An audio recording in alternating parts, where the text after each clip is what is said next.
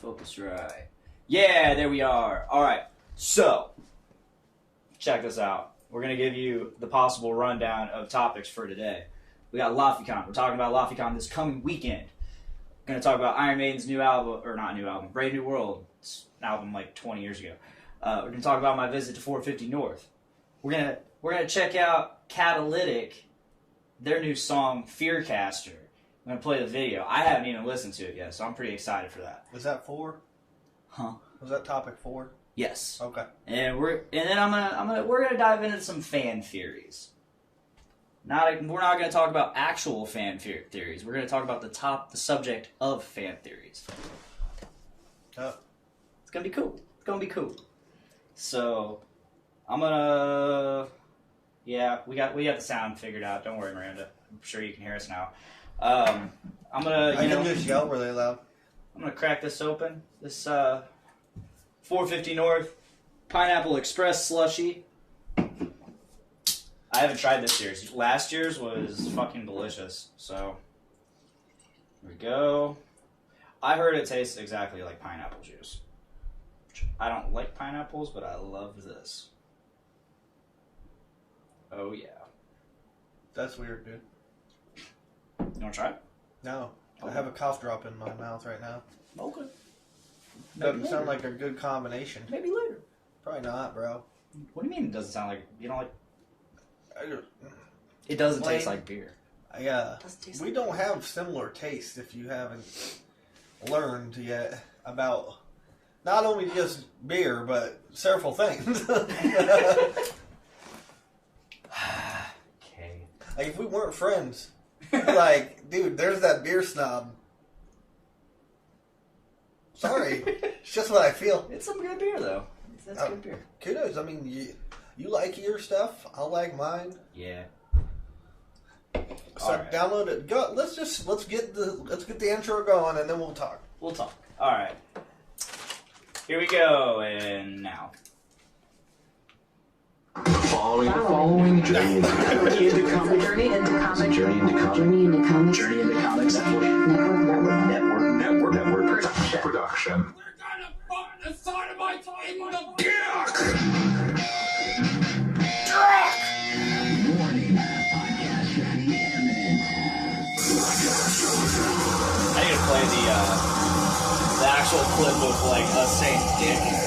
Like it's me, Tyler, and Alex Taylor.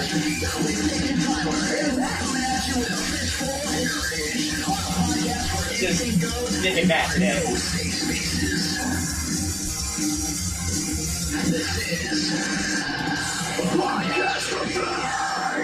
What is up, ladies and gentlemen, and welcome back to your regular scheduled tuning of Podcastrophe. Or is it broadcasting? I don't know. Did I say that right? Welcome to your regularly scheduled broadcast of podcast. Yeah, last week we did something different. Last week we debuted our Game of Thrones mini-series, Game of King Chair, as our main episode for the week. That way the Journey into Comics Network feed could, get a taste of that and, maybe head on over to Podcastrophe and subscribe so they can get every episode of that every week until Game of Thrones is over, sadly. So if you're on the Journey into Comics Network feed, please head on over to Podcastrophe, whether it be on iTunes, Stitcher Radio, Spotify, or Podbean. Did I already say Podbean? Not that I remember. Oh, cool. It's been a long day. I'm tired. But yeah, if you're over on Journey into Comics, head on over to Podcastrophe, subscribe to us, and you will get the exclusive content, Game of King Chairs, hosted by myself and Mr. Nick Maxon of Brews with Dudes and Dungeons with Dudes, Doom Room, Weed Beat, all of that. So, this is episode... It's episode 86. 86. Yeah. Tyler's not here. It's been a while. It's been a while. I miss Tyler. I texted him the other day. I said, I miss you, BB. He just sent a heart. I can't text Tyler. I don't have his number. But he's in my heart always, forever. I know he listens to this show, so... I kind of have a Trisha Yearwood-like relationship with Mr. Tyler. And it's in the Con Air way, like the How Do I Live Without You? Yeah. He completes me. So, yeah, let's get started. Let's get started. Let's talk about this. We're gonna really buzz into some stuff today because I'd like to be done by 8 o'clock. Yeah, me too. So, yeah, how have you been, Matt? I've been good. Today I downloaded Yu-Gi-Oh! Duel Links. Yeah? And I've been playing Yu-Gi-Oh! For most of the day. And it's been pretty cool. I dig it. I got a lot of the old school cards right now. I don't have any of the new ones. And I'm facing a really easy duelist, so I just stomp them in like 4 turns. Yeah. Do you remember the PlayStation 1 game? Like, the Yu-Gi-Oh! Game? Where No, I had a Game Boy Color version of a Yu-Gi-Oh! Game. The PlayStation 1 Yu-Gi-Oh! I can't even remember exactly what it was called, but, like, the way you played the game was, like, not how you played it. It's not how they played it in the anime.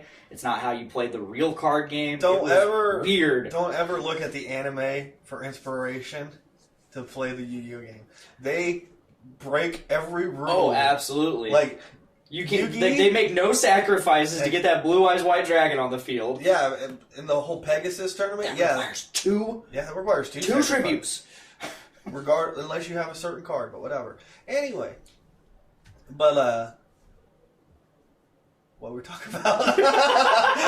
What? Yu-Gi-Oh! Breaking the rules. Oh yeah, no, dude. Yugi fucking breaks the rules all the time. So like, he's got the heart of the cards. No, that's bullshit. That's fucking faking. Like, you remember the guy who was like the fisherman? Yeah. So you remember how at one point like Yugi summons the Great Stone Iron Giant guy who's just made of rock, and like he's about to lose, and all of the fucking ocean monsters are around the stone dude about to attack him, and then Yugi's like, "No, I'll attack the moon," and then like dries up the moon, which you can't attack a spell card like on the field. Well, you can't attack a field spell card. Yeah, that's weird. So he attacks the moon, which dries up all the water, so all the fish creatures lose a shit ton of attack for some reason. Yeah, I think it was like a title thing. Something like that. Yeah. And then like other characters help him cheat. Like it's bad news bears. So don't ever look at the anime. I like the anime though. I love the But anime. in terms of like the actual card game, how fucking cool in the anime was Toon World. And then once you got the cards, you're like, these fucking things are useless. Yeah, I remember I was so stoked to get like all the Toon cards. Once and all that. Dude, when I got my Toon Summon Skull, I got that one. That was the first one I got. I was all about it. I was like, dude, Toon Summon Skull? Are you kidding me? He's a fucking legend. And then he's a fucking legend, bro. Yeah, he's a fucking legend, man. And then I read the effect, and it's useless. It's just a summon skull that's cuter. Yeah, same with the Blue Eyes Toon Dragon. Blue Eyes Toon Dragon is basically a copycat of Baby Dragon, just they made it Blue Eyes. Yeah. Like, they legit, like, almost copy and pasted the sprite on the picture. Yeah, I think you're right. Yeah. It's been a while, but... But yeah, I downloaded that today. That's been pretty sweet. I'm rocking the Yami Yugi deck of the Dark Magician. I didn't go with Kaiba. I regret that decision immediately. Yeah, Kaiba's so much cooler. So much cooler. And Dragon and Warrior decks are so much better cooler character than too. spellcasters. Oh, without a doubt. Like, you never really get any character development with Yugi, from what I remember, but Kaiba, you actually... That's because Yugi's the righteous, like, I always do what's right. Yeah, he's the Boy Scout. Mm-hmm. But Kaiba, you actually get you get actual character arcs with him. Like, I mean, despite the fact that he's like an asshole, like, nonstop, he's an asshole for a reason. True that. He's rich also, so I mean, that gives him right to be an asshole, right? Isn't that how it works? That's exactly how that works. This is America. Capitalism. Yeah, so I downloaded that. I have finally recently started watching Game of Thrones. That's great. Just in time. Yeah, me and Kristen bought the first 4 seasons on DVD, and on the DVD, and I just finished episode 4 last night with her. I'm not really confused, but I'm just trying to keep up with what's going down. There's a lot. Like, once you get through that first episode or 2, there is a lot going on and a lot to. It's a lot to follow. Well, you're just trying to follow all right, these people are now king and queens of this land, and they have rightful claim to the Iron Throne, supposedly. I'm talking about the dragon people. Daenerys and Viserys. Yeah, so I'm like, all right, so she married Jason Momoa. She married Aquaman, so she's now queen of Atlantis. And the Never thought of that. So it's like the Lannisters and the Starks, they seem to be the two main families right now. You're like, the Lannisters are the bad guys, and then you're like, but are all of them bad? I don't know. We're trying to figure it out. See, the hardest thing I had, the biggest problem I had with the first season, maybe even first 2 seasons, was just trying to remember all their names. Because 1, they're not very easy to say or remember. 2, there's a bunch of them. See, I don't even care what their names are. You just get to die anyways. I only care about, the main characters. Like, Jon Snow, which his name's stupid easy, so I remember that. Cake. Ned Stark, another easy one. But, I do not know Dragon Queen lady's name. Daenerys. I need to know that. Dany. Oh, yeah, there we go. So I need to remember hers. And I don't give a shit about any of the Lannister kids. She gets a lot of names. The Lannister lady? No, Daenerys. She gets a lot of names. True. A lot of titles. I don't really care about Jason Momoa's character. Yeah. I don't care about fucking Danny's brother. Oh, yeah, he's a cunt. Yeah. And then I don't really give a shit about, like I said, I don't care about any of the Lannisters, except for the fact that I know they're a Lannister. The brother is Prince Charming. Yeah. Because he looks like Prince Charming off Shrek. Yeah, that's hilarious because I was watching Shrek 2 with the kids the other day. Mm-hmm. I think Miranda came home in the middle of it or something, and she's like, he reminds me of Jamie. But King Robert, I know King Robert, but I also know him as the fat guy off The Knight's Tale. Yeah, and Still Standing. He's the dad and Still Standing. Mark Addy. So I'm just because I was looking at him I don't know this dude, and then I just know the Hound. Because he's got a fucked up face. Yeah, he was in Hot Fuzz. Was he really? Yeah. I think he was the Yarp guy. I've never seen Hot Fuzz, so. I like Hot Fuzz, though. I like all those movies. Yeah. You've never seen Bad Boys 2. It's like one of the never seen that. I've never seen Hot Fuzz. He's like, you've never seen Bad Boys 2. And he's like, I haven't even seen the first one. He's like, no need to. I mean, to be fair, I've seen Bad Boys 2, but not 1. I mean, they don't need to. But you'll like the Hound. That's been my life. I've had a fucked up sinus stuff for about a week and a half now. Yeah. Changing the seasons, man. Well, that, and I also have a fucking wisdom tooth stuck in my sinus tract. Oh. And they're like, until you get it removed, you're basically going to have sinus problems. Oh. I've had sinus issues, no shitting you, since senior year of high school. No shit. That's when they started, and they've just been progressively getting worse and worse and worse. And now it's to a point where I'm like, all right, well, we got to get this shit taken out soon. So save up some money and then get them ripped out of my face. And good call. Good call. Be incoherent for about a week. And then yeah. I remember when I got my wisdom teeth taken out, it was nothing. I was out for 8 hours, woke up, decided to watch Batman Begins, and I think I only took the pain pills they gave me once and did nothing. So to be fair, I wasn't in any real pain, so I didn't need to take it. I just decided to take it because they gave it to me. So I'm like, okay, and did nothing. So I just didn't take it anymore. I'm gonna take the shit out of them.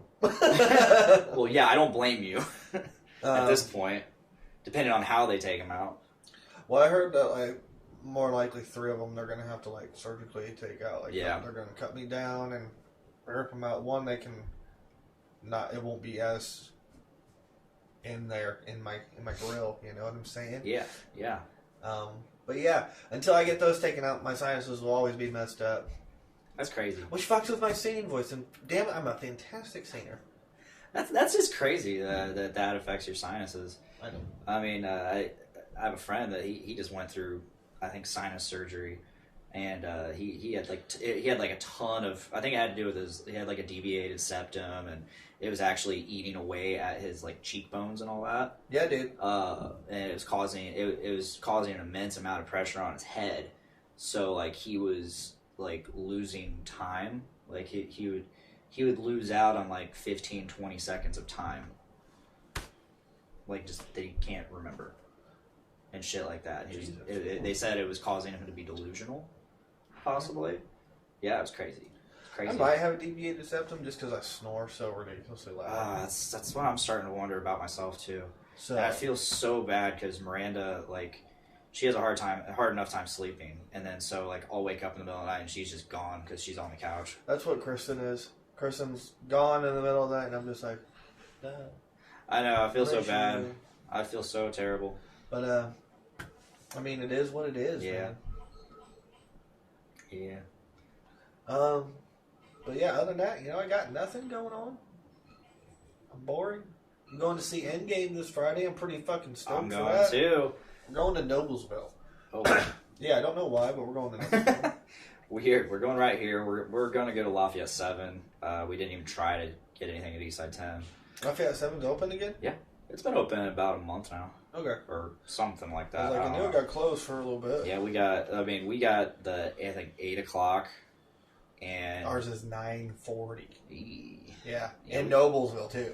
We got 8 o'clock. This is a fucking 3-hour movie plus an hour drive. I'm pretty stoked. I am fucking excited. You know me. I love long movies. Yeah. And like I can say the same about Star Wars Rise of Skywalker and the same about Game of Thrones. I have a hard time wanting to speculate how it all ends. Because I don't know what I want. I don't know who I want to die. Obviously, I don't want anybody to die, but I know it's going to happen. I know somebody's going to die. I don't know how I want it to end for any of that. Game of Thrones, I don't know. I know we're going to lose a ton of characters. I know a lot, because at this point, we pretty much only have people we care about. I've already decided who I want. I want Jon Snow. Yeah? Yeah. He seems the coolest. He seems like the most genuine character on the show. He actually is. Throughout the entire series, he is, like, I mean, this is no spoiler or anything, but it's just, he's just a genuinely good dude. Yeah, so he's the guy I want. He's the guy I want to be king, because he's going to remind me the most of Aragorn. Yeah. And, yeah, that's who I want. And if it doesn't happen, I'll cry significantly. I'll cry a huge amount. Talking like whale tears here. See, you've had the unfortunate circumstance of not being a fan for the longest time and having to see all the memes that just spoil everything. It's just they don't really spoil things because, for one, I have a really shitty memory, and then two, like normally I don't even pay attention to Game of Thrones memes because I'm just like, oh, it's gonna be about the show. I don't know what the fuck's going on. Yeah. I mean, that's very true. That's very, very true. But also, I will say this: like, it's not gonna stop me from enjoying the show because I knew what happened with Breaking Bad. Yeah, true. Like, I knew everything that happened with Breaking Bad, but I was still just so intrigued on how it all happened, and I was obsessed with that show. Mm-hmm. I still think it's the greatest TV show ever. With Game of Thrones, I started right when season 4 ended, where I think there was like one episode left. So I went through the first 3 seasons in I think 2 weeks, 2 or 3 weeks, because it also happened to be like I was on my summer shutdown too, so yeah, I didn't have a lot to do. And I had seen a ton of stuff, like all the winter is coming and all that shit, all those memes. Kristen makes fun of them when they say that. They're like, winter is coming. And oh, I'm yeah. Like, well, it's because they last like fucking decades, Kristen. That's probably why. It's kind of a big deal. Like, their seasons are weird. It sounds like when winter comes, winter fucking comes. Like, you know how we bitch when it's like 3 months and it's cold?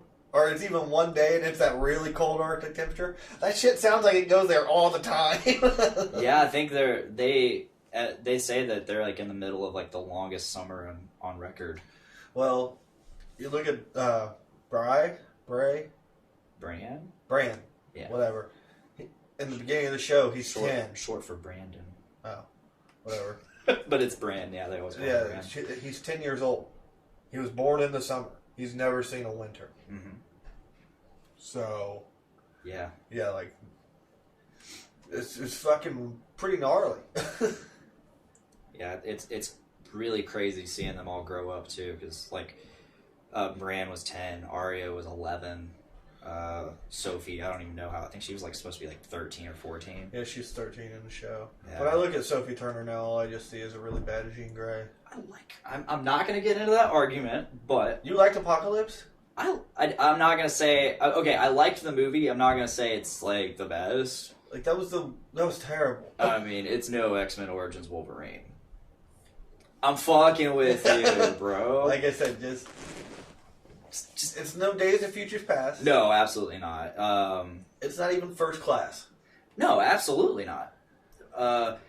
However, I like Sophie Turner as Jean Grey.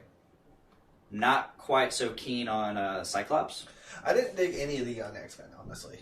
Yeah. I'm not. I mean, just Jean Grey. That's the only one I really liked. We'll see Michael Fassbender, amazing Magneto. James McAvoy and Michael Fassbender are great. Yeah. In what their roles. Guy who plays Beast, really good Yes. also. I hate Jennifer Lawrence.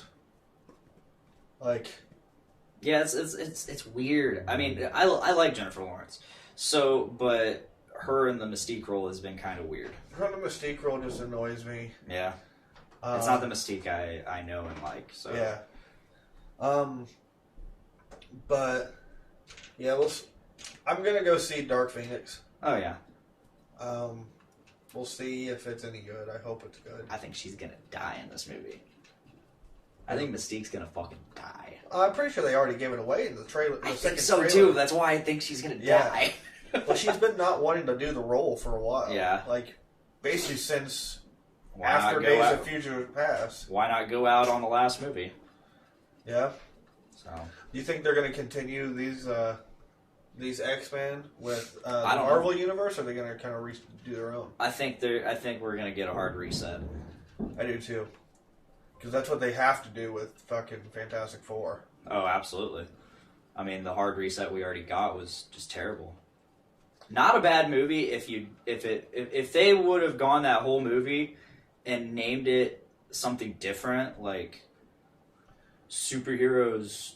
for people with superpowers. Yeah, they could have named it that and not had like any of like the names attached to it, and I would have been okay with that movie. However, they called it Fantastic Four. I mean, we've had this conversation many times, and I won't take it up too much, but like, you know, Doctor Doom is such a prevalent villain in Marvel that he has to come into the Marvel MCU at one point, and I think he's got to be your next kind of Thanos. Yeah. Or a version of that Thanos. What did you think of the guy who played Doom in the Chris Evans Fantastic Four? Oh, the dude from Nip Tuck? Yeah. How'd you think he did? I'm not too familiar with those movies, so...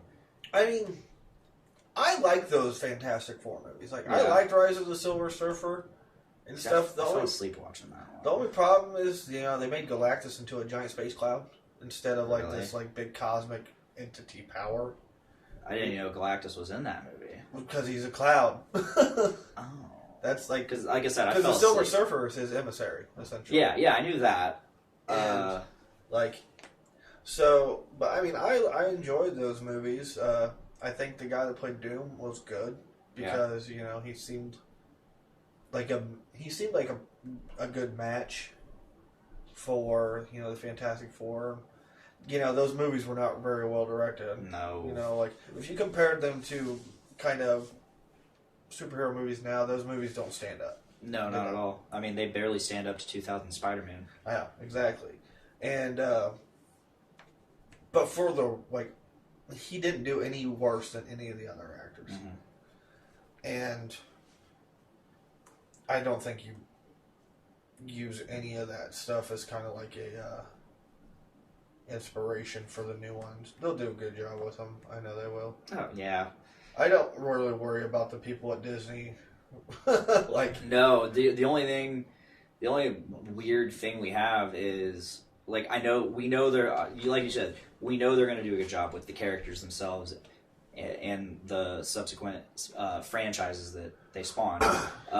However, it's just at this point in the game, how do we introduce them? Like, especially the X-Men. How do we introduce mutants? Like, they haven't been around at all in the previous 18 years. Or 18, 22, however many fucking movies. Yet, in order to be mutants, they have to have been there the whole time. I think the way you have to do it is you have to kind of go with the DC comic route with multiple universes. And that might work. Otherwise, like with as far as like the X-Men are concerned, and then like the Fantastic Four, you have it to where they get their power. You have the Fantastic Four easily get their powers after all this shit. Yeah, I mean Fantastic X-Men, Four is barred out of there. X-Men, you have to have Charles and Magneto kind of be to the side for a while. And say they've been just trying to protect their people. Magneto with the Brotherhood and Charles for the students. He's just trying to protect the kids. See, we have I mean, an easy way to introduce Xavier's school is a post-credit scene and Tony Stark going and walking up to Charles Xavier. Oh, yeah. That's all you have to do to introduce if Tony it. survives. I think Tony survives as an AI. Yeah, that's what a lot of us have been saying. I think Tony survives. I think Chris Evans is dead. I don't want him to be. I think you said it best. I want him to retire. It'd be nice, but I think Chris Evans picks up the gauntlet. The gauntlet's too powerful, but yet he's Captain fucking America. Yeah. And he doesn't give up. And I think what happens is he breaks the gauntlet and the stones. Because that's what he does in one of the comic books. That'd be neat. And like that's kind of how they reset reality and everything. The stones are gone at that point, and then Thanos is getting his ass beat by Hulk because Hulk is back now. There's been a running theory on a possible post-credit scene. Okay, so check this out. Let's set the scene here. We have the battlefield. The in-game battlefield. Are you talking about the Deadpool one? Yeah, so you just hear him running. You hear footsteps and like labored breaths because he's hauling ass. He's like, I'm here, I made it. All right, let's do this. Where the fuck is everybody? It's like the one F-bomb of the movie in Disney. But you heard the interview with Ryan Reynolds asking about Infinity War, right? No, I haven't. I think it's when he's doing the fucking Deadpool 2 rounds, and they ask him about Infinity War, and nobody knows the end of it. I guess Ryan knows though, and he was like, they asked him like, well, how do you think Deadpool would have like helped the Avengers against Thanos? He's like, I don't know if it would have really helped them with their fate. And he goes, allegedly. But he goes, yeah, I don't really know. I don't know what I could have done to relieve the tension. I kind of just added to it. So I'm wondering though, like, with the Deadpool series and stuff, it's got 2 movies in it. They've both been pretty successful. Do they carry those over? Disney has already said they will carry it over. Do they bring him into the MCU then, or does he kind of stay in his own separate bubble? He's got his own little separate bubble inside of the X-Men universe. That, like I said, it's his own little bubble inside of that, and it's like that. His bubble is so much different, but it's there. Yeah. But no, I think it'd be just like an easy thing one day for one of their shoots or whatever is, or the post-credit scenes is you just have like one of the main Avengers walk into Charles' School for the Gifted. That's all. You literally just have to show the sign that says Charles Xavier's School for Gifted Youngsters, Yeah. and like that's your scene, and There you people will be like, "Rah!" Oh yeah. I know I would. Oh. I'd like start foaming at the mouth. What the fuck? You will be triggered into a seizure. Pretty much. Self-triggered. I've been so triggered to seize.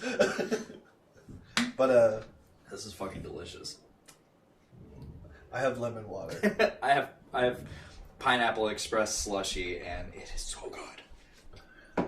But alrighty, yeah, that's I'm excited though to go see Endgame. I'm so excited. Yeah. I'm excited to see what they do with like where they go after this. Mm-hmm. I think it's confirmed that the first movie that's being released after this is Homecoming, right? Yeah.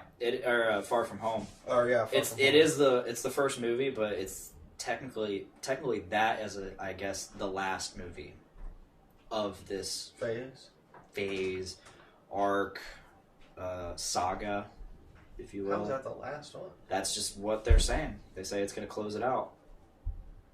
So that could be Tony Stark's last one then. I don't know. Because he's got to be in that movie, right? No. Bro. Because as we said before, it takes place after Endgame. Yeah. So I don't know. I really don't know how it's all going to tie in and all that. I don't know, we'll see. I just know that it is. I'm excited to see it. Rise of Skywalker trailer. I don't know. I don't think really anybody's talked about Rise of Skywalker on the network.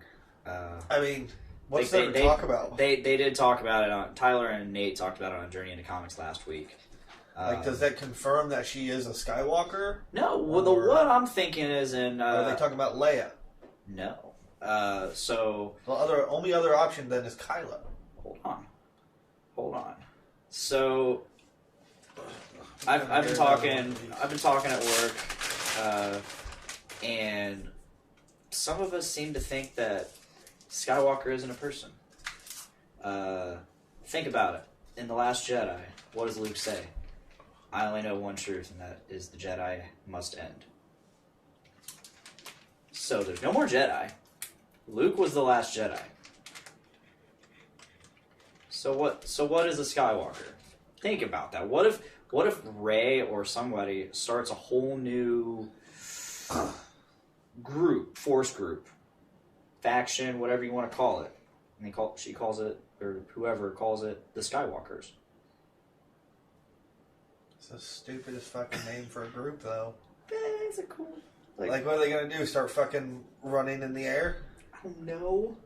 Like, Possibly. it's dumb. I don't know. It's just. I mean, it's a good theory. It's just a theory, man. I think that's what it's gonna be. I think it's name thing. And the only two options then, well, three: Kylo, fucking Leia, or Rey. Which I don't think Rey's a Skywalker. I don't think she is either. There's another theory hopping around that Rey was supposed to be another incarnation of Palpatine. I have not heard that one. But I don't think... I think it might be reaching. I don't know. In the old expanded universe, he created a ton of clones, and he was able to transfer his essence into those clones. And just the more he did it, the more crazy he went. And eventually, he just couldn't do it anymore. Now, see, this is where I would say... I would have to think it's Leia. Yeah. That's my number one for Rise of Skywalker. For the simple fact of Episode 7 was Han's movie. Episode 8 Oh, yeah, was this is Luke's, definitely going to be Leia's. and this is Leia's. Is she going to give her name to Rey then? Mm-hmm. She could. Quite possibly, yes. Kylo would be the other option. However, He's got Skywalker blood, but he's not a Skywalker. He's a Solo. If you were going to flip them and turn Rey bad and Kylo good, it would have happened last movie. Yeah, that's an interesting angle. I think I think Kylo's full baddie right now. He is. He got Snoke out of the way. He's. It's too late for a switch like that. You know. Nate Phillips says #bring back Tyler. I know we miss him too. I'm sorry, I'm boring, bro. I'll kill myself. Don't. But yeah, I think if you were gonna flip the roles, it should have happened last movie. It'd be way too late now. Yeah, Kylo he's full baddie. I mean, with Snoke gone, or so we think, or I'm pretty sure he's gone. I think he was just a red herring. Which is frustrating. It is, but I think for this arc, it'll all make sense. This is coming from a guy who actually really enjoyed The Last Jedi. Me too. I didn't see what the problem was. The more I watched it, the less I liked it, but I did love it. Well, everything that I heard was all about, like, oh, Luke, that's not Luke's But it makes sense. It does. It is Luke's character. I was like, motherfucker, it's been 30 years. Exactly. People change over 30 years. 30 years is a long fucking time. Not to mention, at that point, he was Grand Master. He was in Yoda's fucking position. All right? Mm-hmm. Like in the fucking original, or not the original, but the prequel trilogy. He's in Yoda's fucking position. Yeah. He had learned some shit by this point. Yes. And he might have learned from his reading, like learning about what happened with his father. Of like, Yoda sensed it, didn't do anything until it was too late. Mm-hmm. He was like, I'm going to fucking nip this in the bud. Yeah. But no, I really enjoyed Last Jedi. I think it is definitely interesting that Kylo is full baddie because Snoke is gone. And you would think Snoke being gone, he doesn't have that hold on Kylo anymore. But at the same time, the lure of the dark side is so strong. The lure of the dark side is the lure of power. And like that's how the dark side lures you in. It gives you power. And absolute power corrupts absolutely. And so he sees that there is a vacuum of power right there, and that's his chance to grab it. So he goes full dark side at that moment. Yeah, dude. And that's why he's like, join me. He does the same shit that Anakin does. He does the same shit that Anakin does and Vader does to Luke. It's like, you can join me. We'll rule the galaxy. Rey, nobody you can join can me. stop us. Yeah, Rey, you can join me. We can rule the galaxy together. Padme, you can join me. Yeah. Luke, you can join me. My empire. I fucking love Star Wars. Same. I even love the prequels. Yeah, I mean, Attack of the Clones. The last part they of Attack all of the Clones, have their moments. The last part of Attack of the Clones is super cool. Mm-hmm. Like once the fucking battles, like the battle actually starts, that's dope. Everything leading up to that is fucking snooze fest or cringy as hell. You're completely right. But I love it. I love a Phantom Menace. At the same, Phantom Menace was just. And then Revenge of the Sith was the shit. I love Revenge of the Sith. Revenge of the Sith. Except for Ian McDermott's like super over the top acting at times. Like they get that opening battle sequence when he's just like it's just so over the top. But I love the do it. Do it.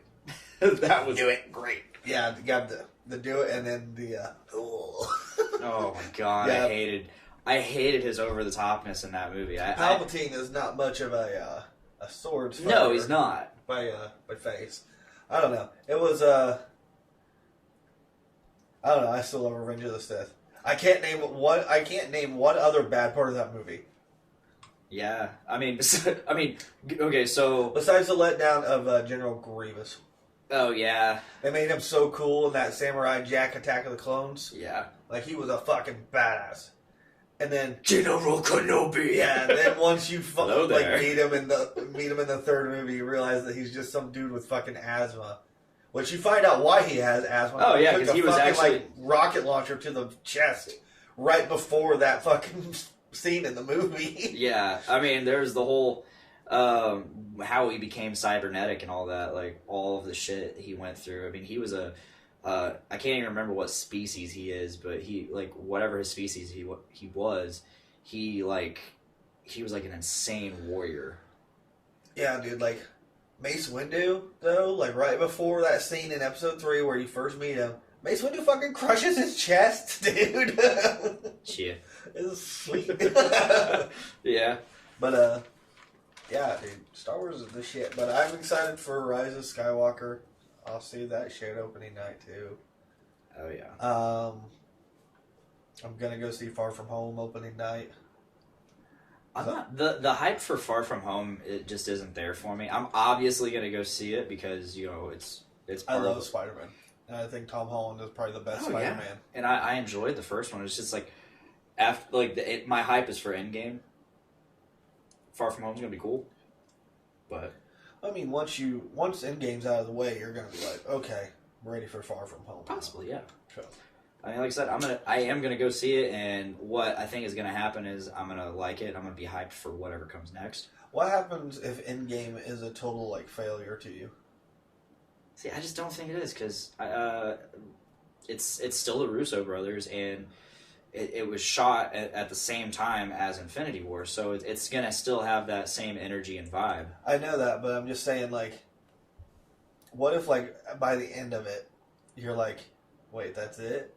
I don't know. I mean, Because, like, here's my thing. I don't think that's going to happen. yeah, I think, they spent fucking the past 11 years and 20 plus movies all leading up to this movie, like Infinity War and this Endgame. so I haven't been watching too many of like the TV spots for Endgame. I don't either. I try to avoid the trailers. But the thing about the trailers are, they have just been all hype and not giving away anything. Oh, I know. And And the stuff that they might be giving away might be fake. yeah, and it's nice. It's a nice change. Isn't that nice to have a movie that doesn't fucking tell you what it is before you go see it? Yeah, You remember when movies used to be like that? yeah. Not just a fucking checklist of what you saw in the trailer. I remember. Yeah. You think Warner Brothers is learning? Absolutely not. I mean, do you remember Batman v Superman? The No, trailer, but I will say this: the first trailer with Doomsday in it. It's like, what the fuck? would you- Way to just show us your hand. Why the hell would you put that in the trailer? Anyway, but they knocked it out of the park the past couple movies, man. Yeah, I heard Shazam is dope. I want to see it I so want to bad. go see it, but I don't have the money. I want to see it. Miranda does not want to see it. I hear it's so good. Yeah. Like, I hear it's so much better than Aquaman. And Aquaman I thought was amazing. So did a lot of people. Yeah, Nate Phillips, we thought it was amazing. Yeah. He hated it. I just loved it because it it went all in, dude. Yeah. Like, he was like, listen, we know you're the corniest fucking superhero ever. So at the beginning, we're going to make you corny as fuck. Yeah. And it was so cheesy and cringy. But because they went so hard into it, you were like, yeah, this is funny. Because it's so cheesy. And then, like, the movie progressed to a point where it wasn't cringy anymore. The stuff they were saying was funny. And then it kind of got pretty dark, like with the fucking trench. That shit was creepy. I looked at Kristen in the theater and I was like, this is literally my worst fucking fear ever. On a fucking small ass boat in the ocean in the middle of a storm and it's pitch fucking black. And then there's fucking devils in the water. Yeah. Like, that is my worst fucking fear.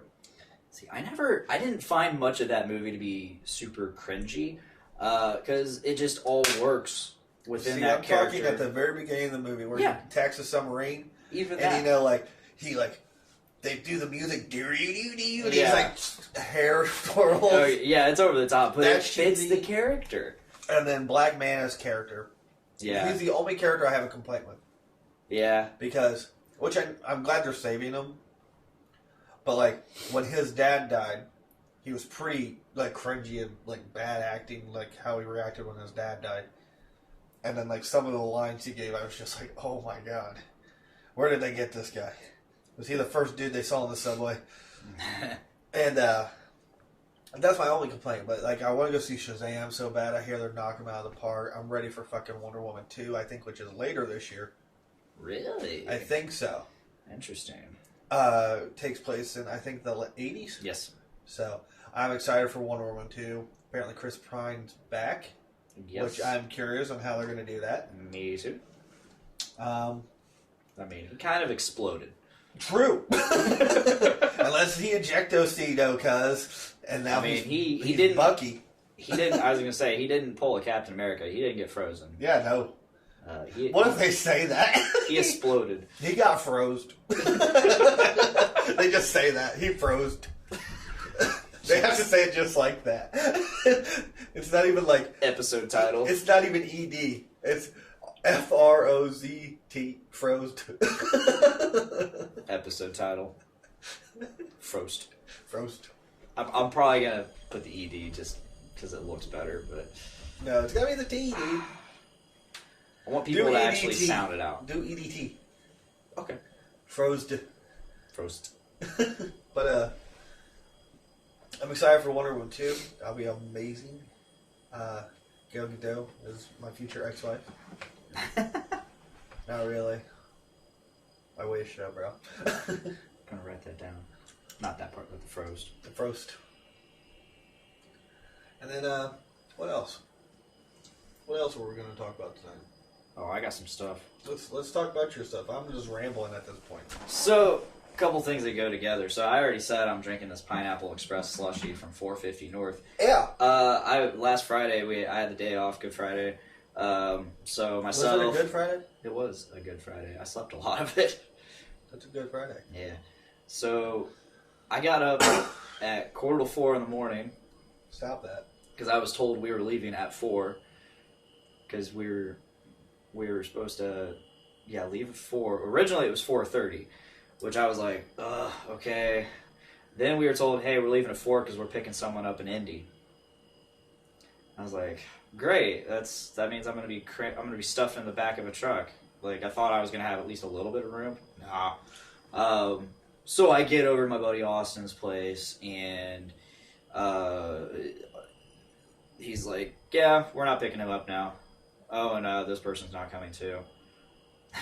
Oh, glad I got up at 3:45 then. And yeah, so we left, and we got down there pretty quick. I slept a little bit of the way. Where's this place at? Columbus, Indiana. So that's south of Indy, right? Yeah, it's about half hour, 45 south. Okay. And we get there about 10 till 6. We knew this was also, that's why, another reason we left early is because we knew this was going to be a really big crowd. They've been getting bigger and bigger the last few, and this was like one of their bigger releases of the year because it's the 420 release. Yeah. So like all the beers are like 420 themed and marijuana themed and whatnot. But they're 450, bro. Yeah. So what? we get there at 10 till 6 in the morning. Normally when I go, I get there about 9:30. They open at 11. So you're there at 4.5 hours, or yeah, 4.5 hours early. Guess what? I was 95th in line. I was about to say you're probably in line. I was in line. We had some friends come from Fort Wayne. They got there at like 1:15, and they were 10th in line. 1:15 in the morning? Yeah. The fuck? Yeah. Get some fucking lives, people. It's just beer. It's really fucking good beer. But still, man, like. So, it's cold, it's rainy, it's windy. You combine all those things and you get miserable. I didn't cut myself. I didn't do that. I would have. That's drastic. But so we get in line, and so we hear, oh, they're starting to hand out the bracelets now, and they're numbered bracelets. That's how I knew I was 95th. So that was like sweet. So as soon as the bracelet just signifies, hey, you're here early enough. You're within this range of people that will get a full allotment because you're only allowed to buy so many 4-packs of each beer. Mm-hmm. That way everybody can enjoy it, hopefully. But this guarantees you get exactly what you want. So I was 95th. We waited another 45 minutes before the bracelets finally got to us. So 95, okay, cool. We're solid in line. Let's go back to the truck. So we went back to the truck and just slept until about 10:30. Yeah, dude. and got out, got in line, got our beer.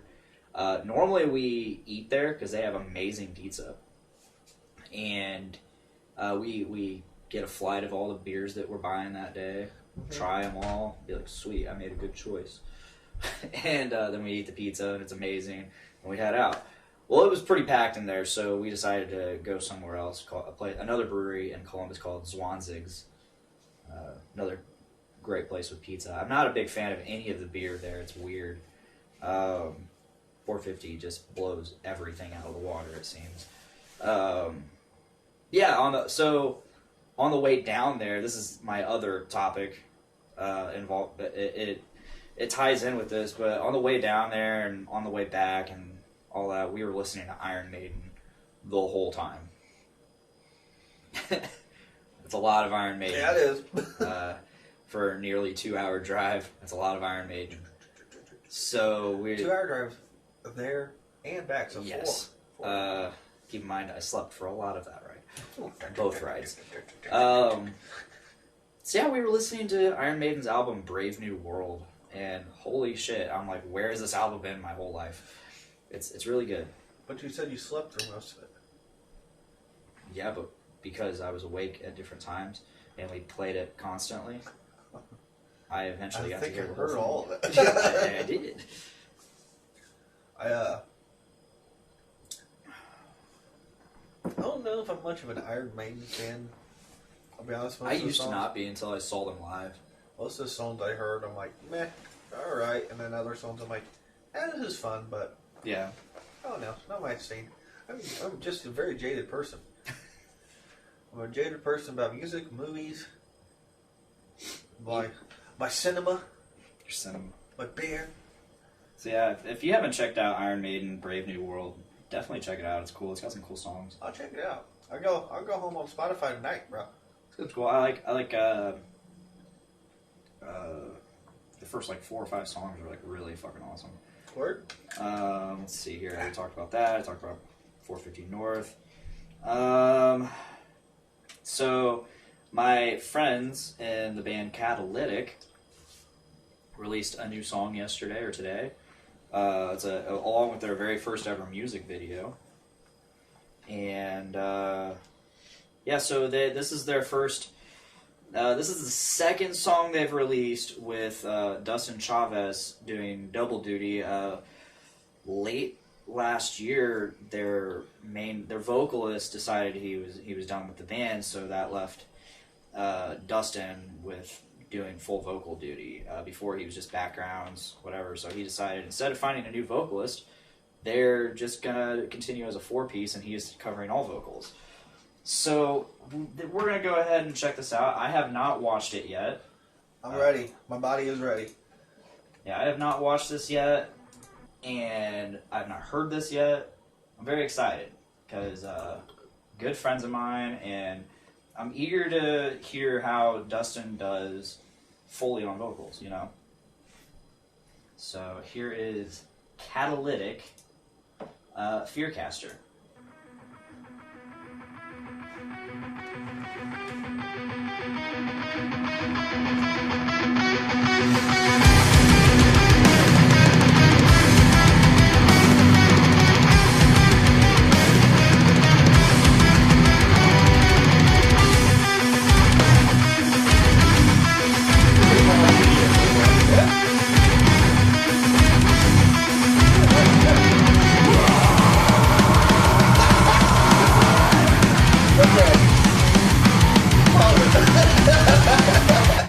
Yeah? There's a guy on YouTube. His name, has a channel called The Angry Joe Show. Yeah? Have you ever seen it? No, I have not. Okay, it makes this joke so much harder. It's not even a joke. That guy just looked like that Angry Joe guy, and it was really, really funny to me. All right. Always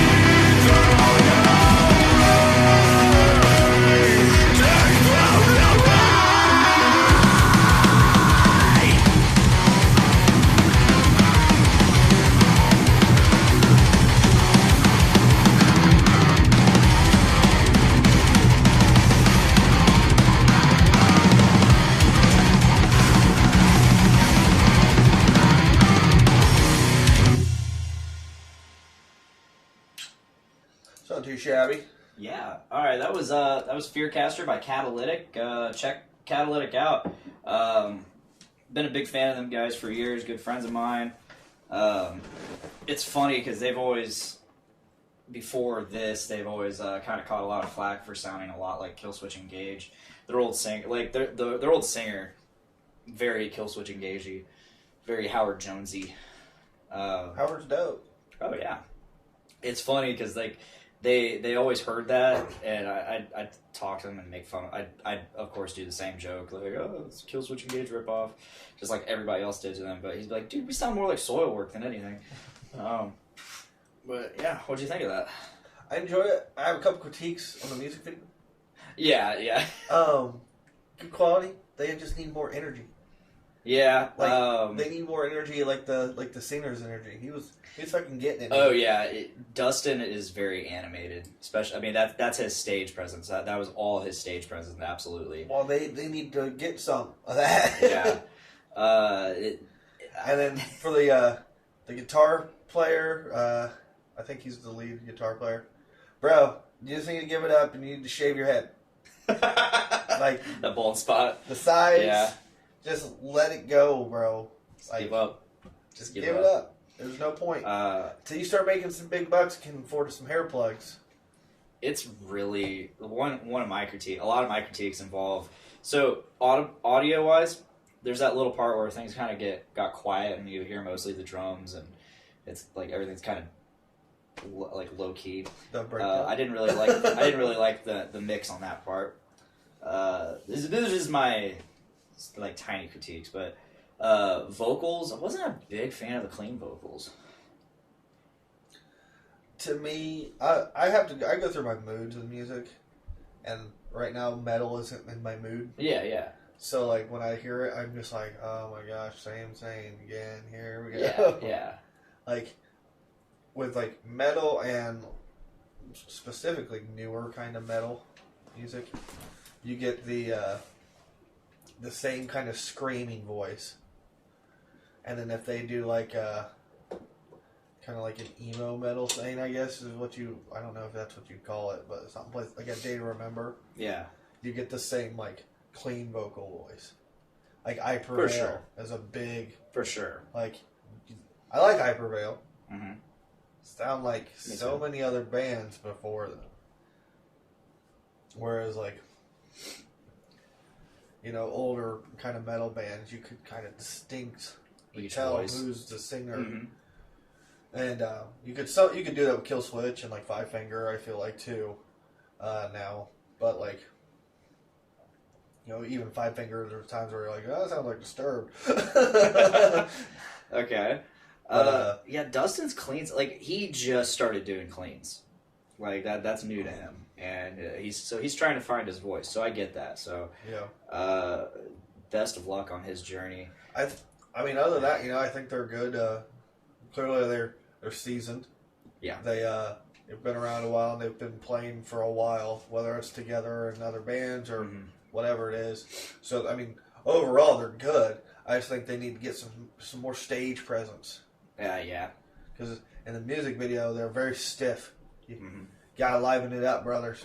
The lip syncing was kind of cheesy too.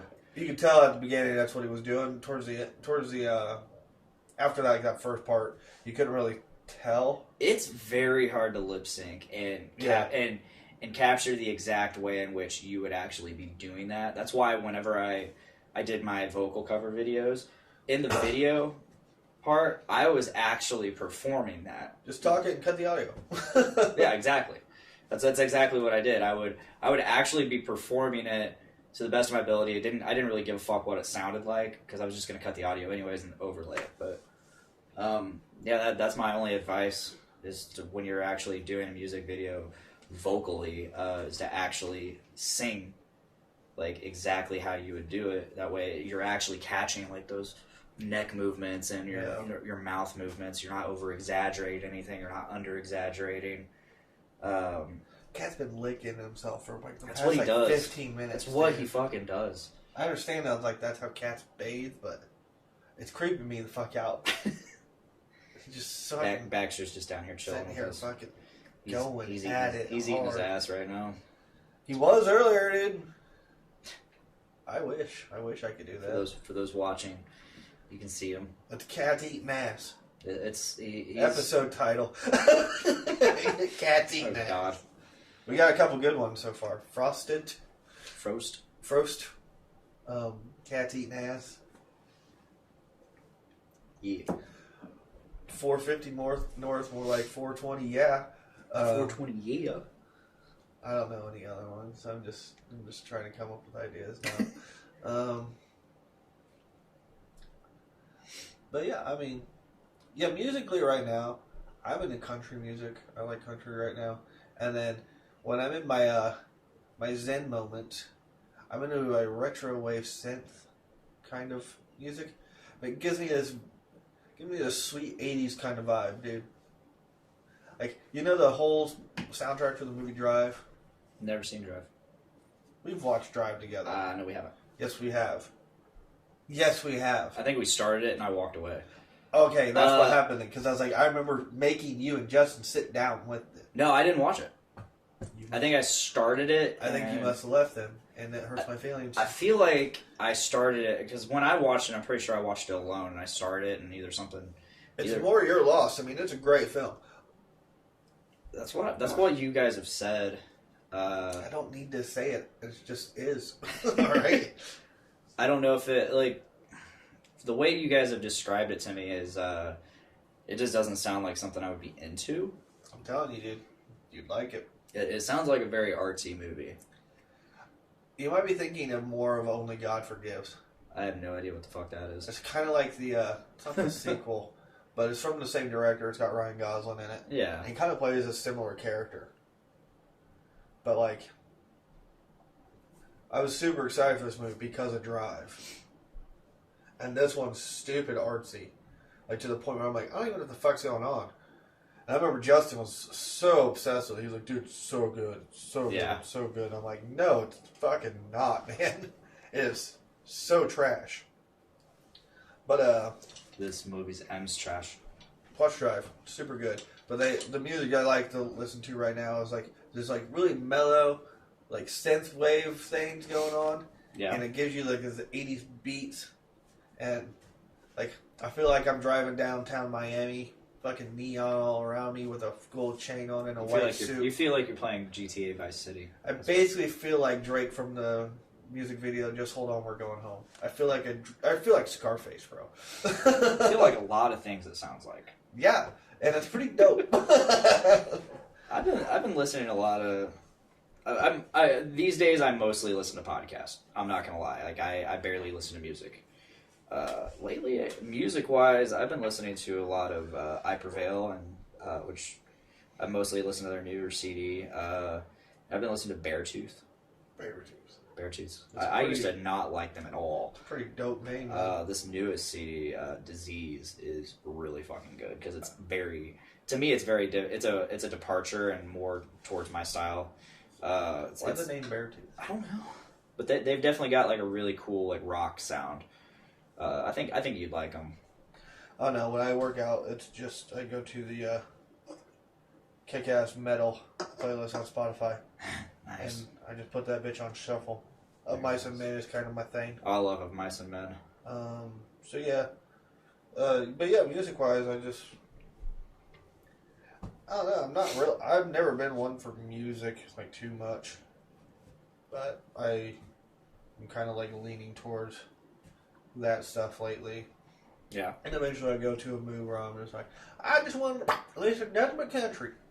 And then I go into a mood where I'm like, alright, it's time for just emo kid music.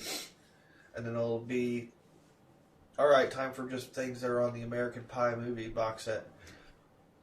So a lot of Simple Plan and stuff like that. Yeah. Sum 41, all that. And then yeah. I've said this before on the show, but Baxter, Sum 41's latest CD, which I think came out 2 years ago at this point, really fucking good. I love Sum 41. They're fun. Yeah, them and Good Charlotte both came out with a new CD like at the same time, and they were both fantastic CDs. I know it was a couple of years ago, Blink 182. Yeah, came out with one, it came out of California, which I heard was actually really good. It didn't have Tom DeLonge, but Yeah, I heard a few people I knew went and, went and saw them when they were in Noblesville. yeah, I saw. I was at that show. Oh, were you? With A Day to Remember. Yep. I didn't go. I don't go to concerts. I'm pretty lame. When people are like, hey, you want to go to a concert? I'm like, not really. I'm going to, next Wednesday, I'm going to go see Parkway Drive and Killswitch Engage. Doesn't sound appealing to me. Killswitch Engage, doesn't it? Not really. I thought you liked them. I do, but I don't. It'll be a good time. Parkway Drive is my favorite band, and Killswitch Engage is pretty damn close to that. So to see them in the same, like at the same time, is just a dream come true for me. The only concert I want to go to right now is the Tool one in May. Yeah, And I'm not going to get to go. So that's fun. I'm not either. Life sucks, man. Feels bad. Hurts my heart. I hurt for you. Thank you. I appreciate it. Where the fuck there it is? Get that water. There's I not need much it. left. My throat is fucking hurting right now, bro. Oh man, if only you had some Pineapple Express slushy. Yeah, so I could puke and make my throat hurt once. Yeah. Pineapple's not good for that. Puking? No, just sore throat or anything like Oh, that. trust me, I know. Pineapple is like the only fruit that eats you. Well, anything with citrus acid. Yeah, but it's got its acid levels are so high that it actually eats you more so than others. Don't eat too much bananas. Potassium will fuck you up, bro. Yeah. Yeah. I think like a month or so ago, I had a banana early in the morning, and for a couple of days I did. Like I'm not used to eating bananas, so like. Gives you like this weird like paste feel in your mouth where you're like. No, it was more like it wasn't going down. It was settling. Like I felt really bloated for a while, especially that early in the morning. I'm not used to eating right away when I wake up. But I don't either. I've been since I go to the gym in the morning now, right before work. I try to get some kind of food in me. So like you don't fast workout, bro? Huh? You don't fast workout? No, because I get lightheaded. I get really lightheaded. Lightheaded, almost. I wouldn't say nauseous, but like I just. I think you're dehydrated. Oh, no way. Yeah. No way. Drink more water. I drink a ton of water. You don't drink enough. I don't know how. I feel like I'd get water poisoning if I drank any more. I don't think so, bro. Well, I know it's not the beer dehydrating me because I only drink on Tuesday and then maybe on the weekends. I'm not saying that beer's dehydrating. I'm just saying you're dehydrated. You don't drink enough. Weird. You're supposed to drink like I don't remember what it's like. I'm not even gonna try to remember, but it's a lot of cups based off your body weight. Yeah, I don't know. I don't. Huh? I don't think that's it. It doesn't make sense to me. So I'm just gonna discredit it. Okay. You're wrong. All right. Whatever. Okay. Do your thing. God, where are we at? I don't know. I can't see. I can't either. I have YouTube up. All right, we're at hour 9. Cool. Still got some time. Alrighty. Well, what time is it? Almost 7. 7. Okay. We got some time. We do. Got some time. So I deactivated my Facebook and all my other social media accounts. Yeah. What made you decide that? I got tired of seeing all the drama from people. It's just so much drama. So I'm at this weird point where like I don't see any drama anymore. See, I just see a bunch of drama. I was I on see a bunch of Facebook. memes. I was only on Facebook for memes. I don't talk to anybody on Facebook other than like the podcast people. Yeah. And the people that need to get a hold of me, they can just send me a fucking text. Yeah. Or Snapchat. So I'm like, I don't really need it anymore. I don't want it. I don't want people to see my shit. Yeah. So I deleted that. I deleted Instagram. I deleted Twitter. It deleted my LinkedIn account, bro. Oh, wow. It's not very professional. I know. I don't really care, though. I work at a pizza place. Maybe I should open my own pizza place if I got a brewery.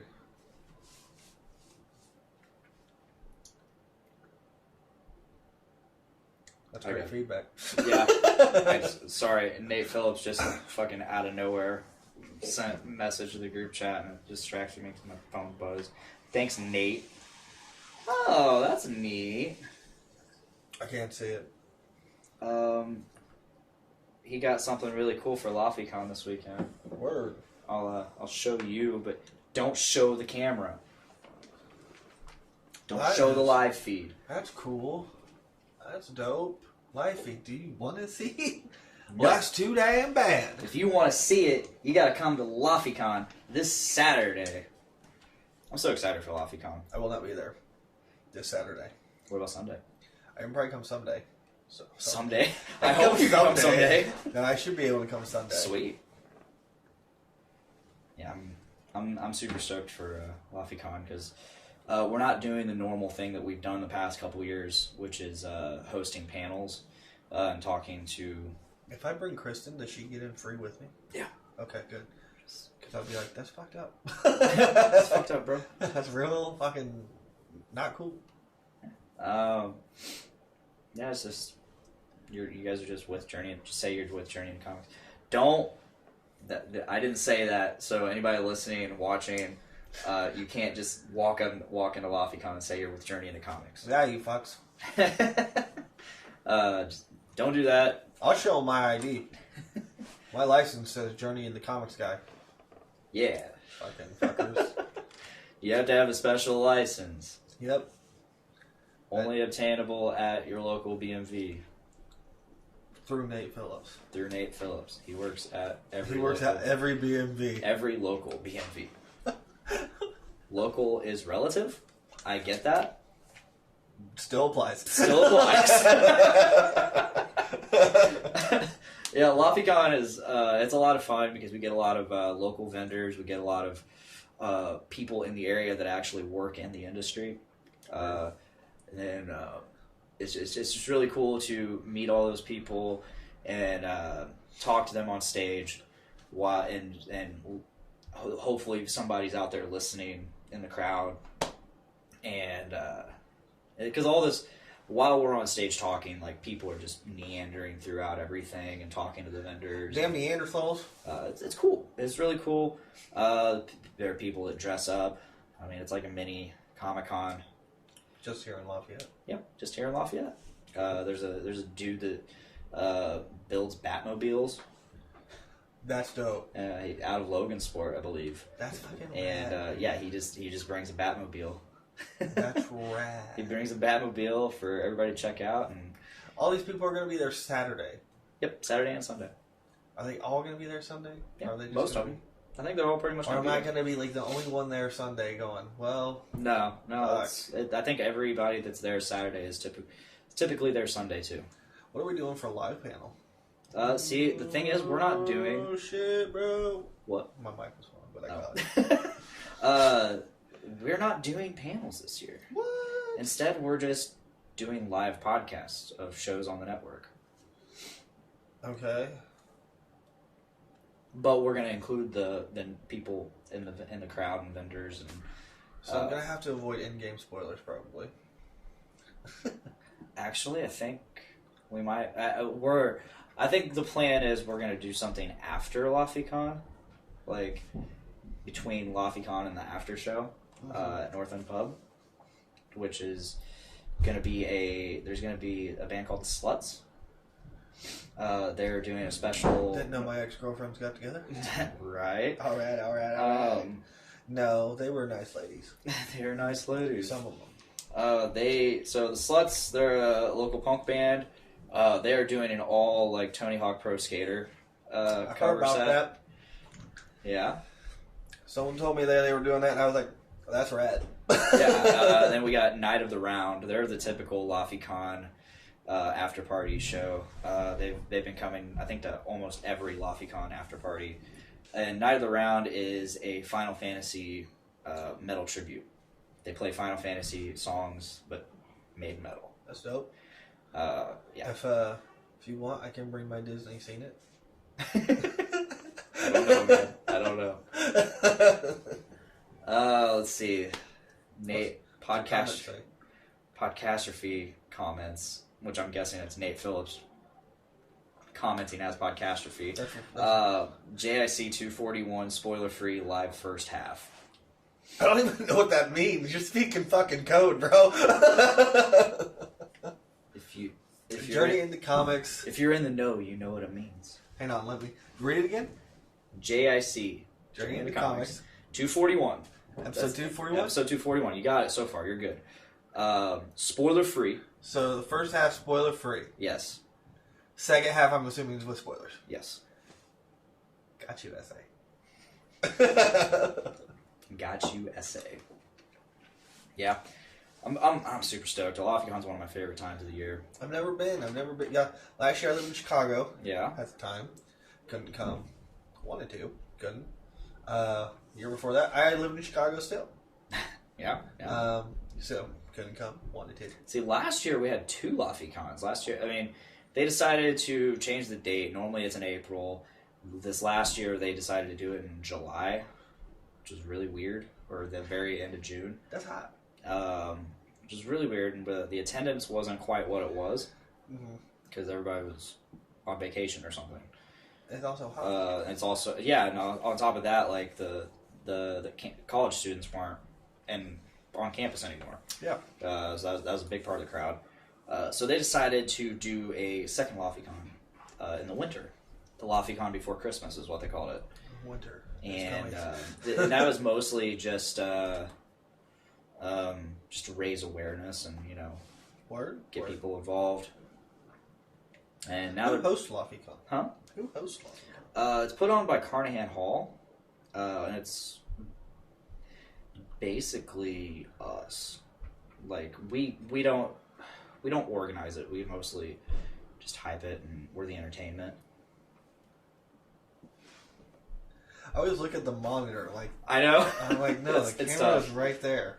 It's just like anytime you use your phone, I know, like selfie mode, and you're just like looking at yourself rather than the camera. Yeah, it's fucking weird, bro.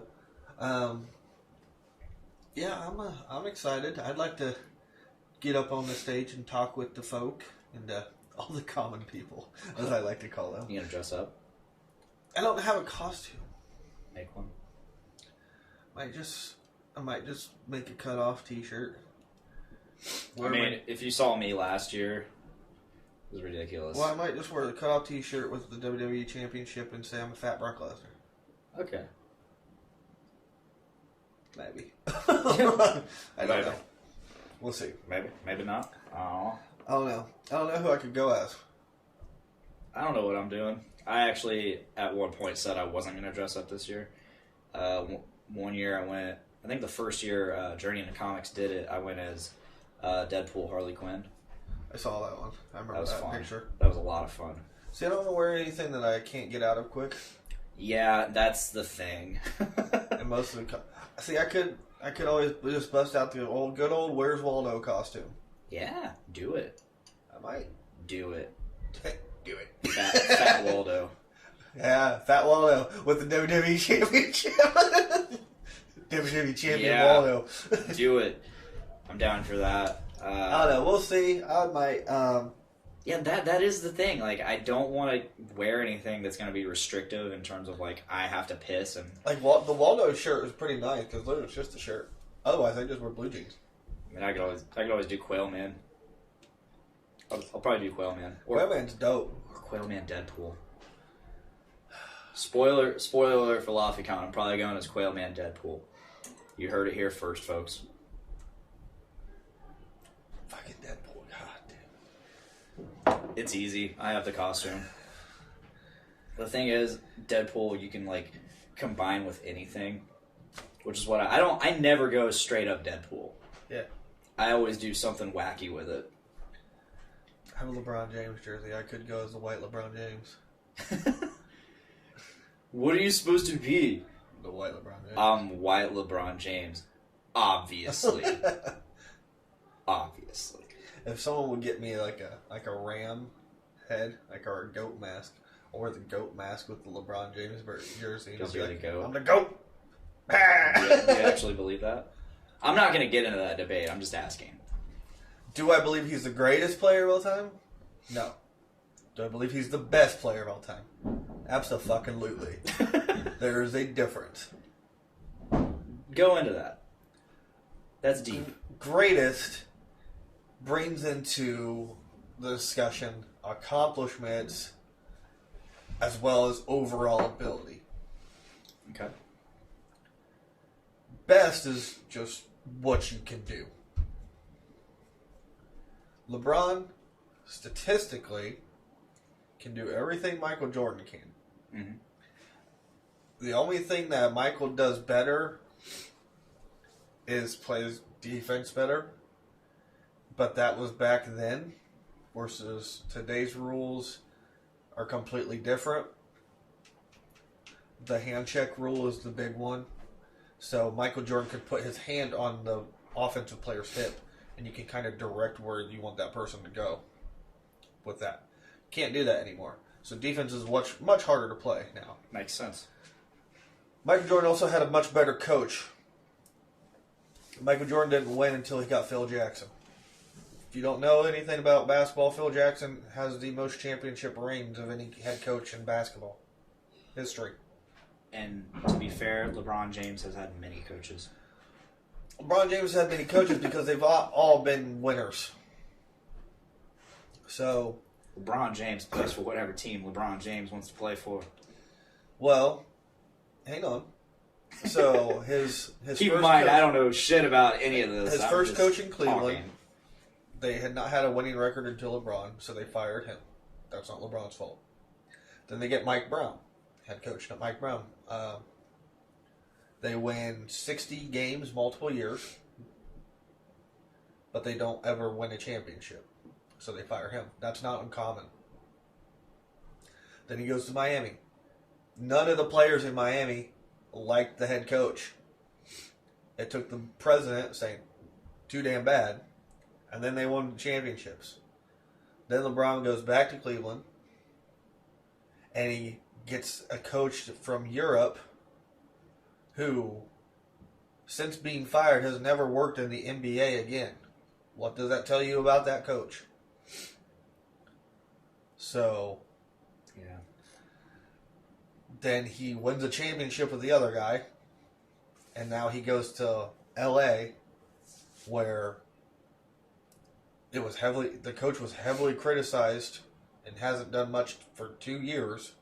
1 year was with LeBron. The year before, he didn't have LeBron.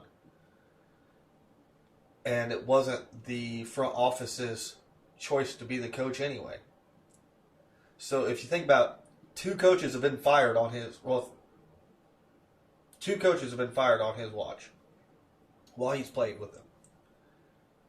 One was deserved, and the other one probably was deserved too. And so, I mean, when they call him a coach killer, I don't understand that because he's. But yeah, Michael Jordan had a better coach.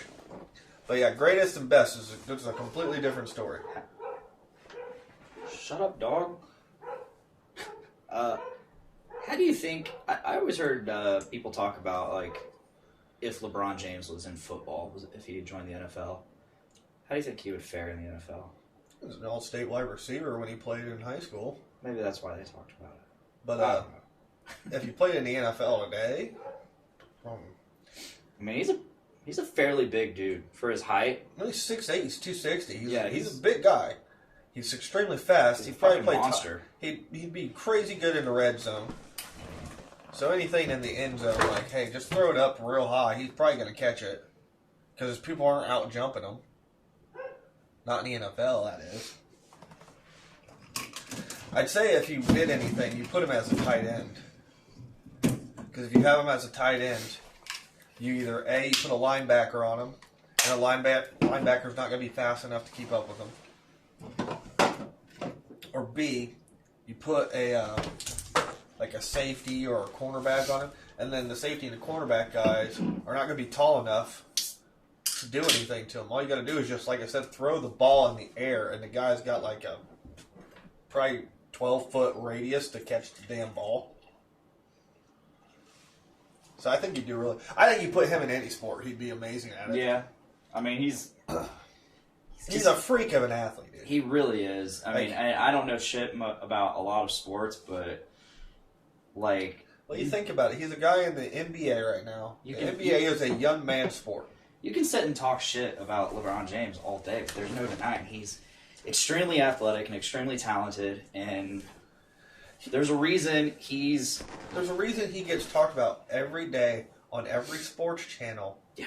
Regardless of him not even being in the playoffs this year. The NBA playoffs ratings are down because he's not in it. That says something. Like, people always worry about, like, I know when I hear, like, sportscasters, they talk about the NBA, they're like, oh, well, what was going to happen once Michael retired finally? Which, he retired, like, what, 3 fucking times? Yeah. But I think... once Michael retired, who did we get? LeBron fucking James. Yeah. When LeBron finally decides to retire, which is probably not going to be for another few years, we're going to have Zion Williamson in the beginning of his prime. And Zion's already a fucking freak, dude. He's a kid from Duke. He's super good. And, like, that's just it. Like, they'll always find a new superstar. But, like, everybody that talks shit about LeBron James, oh, well, he's not the greatest of all time. No, he's not. But, like, a case can be made that Michael's not either. But LeBron James, by far, is the best player you have ever seen with your eyes. I think the fact that there's so much drama surrounding him, and not even like, I don't know how much of the drama. He's the drama king, dude. Well, I don't know how much of it is involving his actual like life. However, all the drama I have seen is just involved like the sport itself and like the politics of the sport, the business side of the sport, the actual sport itself, and it just goes to show you just how much of it is an entertainment industry as well. Well, so here's another thing that people talk about when we talk about LeBron James versus Michael Jordan. LeBron James is known for his charity work, his kids, and his wife. He's had the same girlfriend since high school. They're married and they have 3 kids. Michael Jordan was known for infidelity, gambling problems, and alcoholism. Like, that was some big shit in the 90s for him. Did not know any of that. Like, there's speculation on that's why he came out of retirement the second time. Because he needed money. Gambled all his fucking money away. Yeah. Which is crazy because he fucking also gets cuts from the Jordan shoes. Yeah. Like the Jordan shoe brand. LeBron is extremely smart with business. Dude opens fucking schools for people. Mm-hmm. And, he's become such a mogul. Very much like Michael was towards the end, or would you call it the end of his career, or, when he decided to go back and win 3 more championships? I don't know. But, Michael was older at that point. He already had established himself as that legend. LeBron's at that point where he's a mogul now and he's an icon.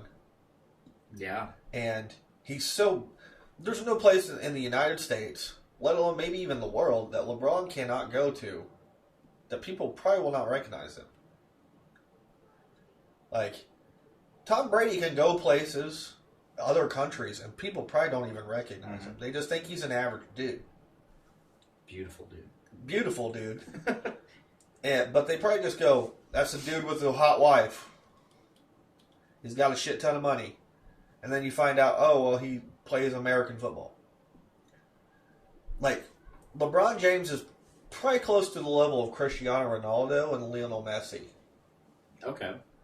Like, for those who don't know who those people are, those are soccer players. Yes. Soccer's so much bigger Soccer's the world's country. sport. Yeah. We're stupid here. We have a football, But, like, basketball. Ronaldo's worth more money than any athlete That's crazy. right now. Except maybe Tiger Woods. Well, that's just because Tiger Woods has been around forever. And he's worth $1 billion fucking dollars. Yeah. So, like, LeBron's at an icon stage now where, you know, he's been so perfect in his, like, outside life that I feel like the media looks for any kind of drama they can find. That's why, oh, he's a coach killer. Not really.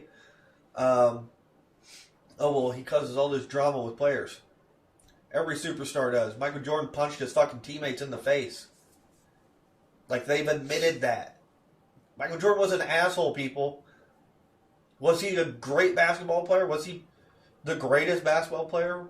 Potentially. Possibly. Yes. But still a douchebag. Yeah. Still, I just feel like they He made his team work.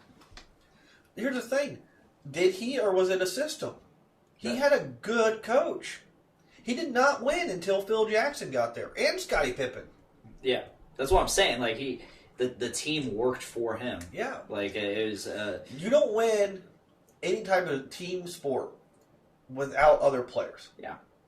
And that's what I always say is bad about LeBron James. Like, they bring up, like, oh, well, he's 3-5 in the finals. Because he's been there 8 years. Or 9 times. So he's 3-6, actually. He's won 3, lost 6. It's not a good record.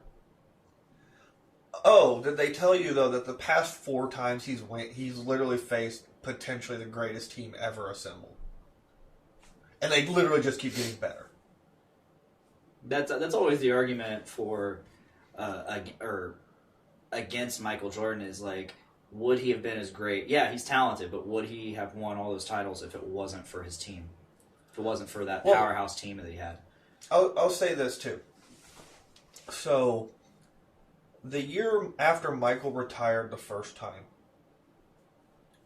so the year before that, Michael plays, they win the championship. They won 57 games out of 82. The year after he retired, how many games do you think they won? Just take a guess. Out of 82. 82 games? Somewhere in the ballpark of 40. They won 55. They only won 2 less. Okay. LeBron James, when he was in Cleveland, they won like 63 games. Take a guess how many they won out of the 82 the following year after he left them. 30. It was more like less than 20. Wow. Like, who the hell is around him to help him out there? And that's why he left. Mm-hmm. And all the people that bitch about it, like, no, fuck off. So, like, when you look at it, like, when I look at it, like, objectively, you know, Michael didn't beat the Pistons or the Celtics. They just got old. Like, Larry Bird and them got old. Mm-hmm. And then Michael hit his prime. And Scottie Pippen came. And so did Phil Jackson. Like, the Pistons, they got old too. So, Michael's titles came after the crazy good teams in the East that everybody talks about got old. Yeah, he had to deal with, like, Shaquille O'Neal first coming into the league and the Knicks and stuff, but, you know, were those teams really that great? Because when you look at their, like, overall power ranking, there's some system I saw on Fox Sports 1 where it ranks each team how good they are based off each position and their players and stuff. Michael Jordan never faced a team in the finals as good as any of the teams LeBron had to face. And that includes the really shitty Mavericks team that, like, LeBron should not have lost to in the finals. Mm-hmm. But he did. But everybody's like, well, Michael's 6-0 in the finals. Who the fuck did he play? He played some shitty fucking teams. He played a Magic Johnson team that Magic was retiring. So, yes, he's potentially the greatest, you know, combined with accomplishment and skill. But LeBron James is better, period. He's bigger, he's faster, he's stronger. Athletes don't get worse over time. Mm-hmm. Athletes get better. look how much better like people are physically now than even in the 90s. Yeah. Like, look at The Rock now versus The Rock in the 90s. Who do you pick in that fight? I'm picking The Rock in his 40s, almost 50s now. You know what's hilarious? I, growing up, watched WWF, WWE, the Attitude Era, Stone Cold Steve Austin. I look back at those videos, and, growing up,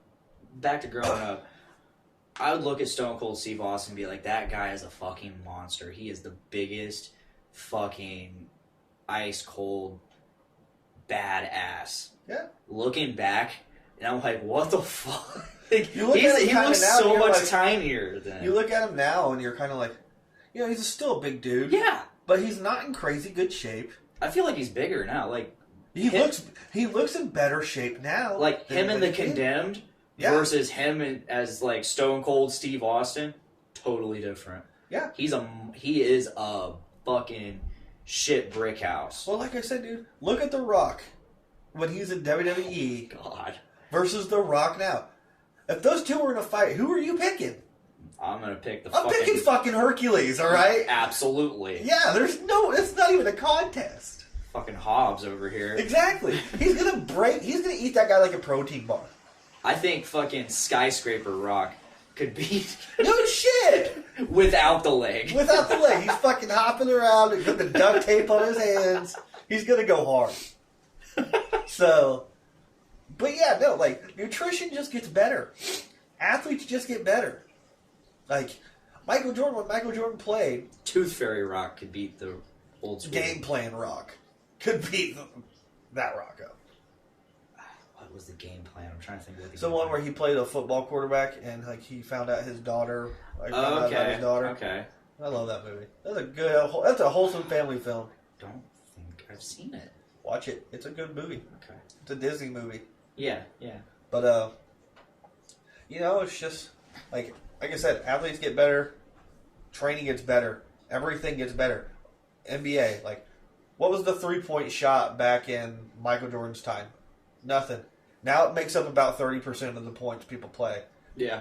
Which makes it harder for, like... And that's even on, like, a small, like, we're at the gym scale. Yeah. Like, there's a fucking, like, a local court. Yeah, no, it literally makes up 30% of most team shots now. And here's the other thing. Analytics-wise, that shows that it's harder for one single player now to make that much of a difference because of the three-point shot. But yet, at the same time, if you can fucking drain them like Golden State, which is the uber team that keeps beating LeBron James in the finals, like... Those people can be down by 20, and then here in the next 2 minutes, they've drained 7 threes, and all of a sudden they're up by 1. You're like, what the fuck just happened? Like, they're talking about it. People can shoot the three ball so well now. They're talking about expanding it to a 4-point line, which is near half court. Let me ask you this. Steering back to The Rock. I love sports, if you can't tell. I can tell. I'm just not very knowledgeable, and I can't really hold the conversation. But it's cool to let you talk about it because that's a part of this show that people don't normally get. But let's go back to The Rock real quick. To the walk.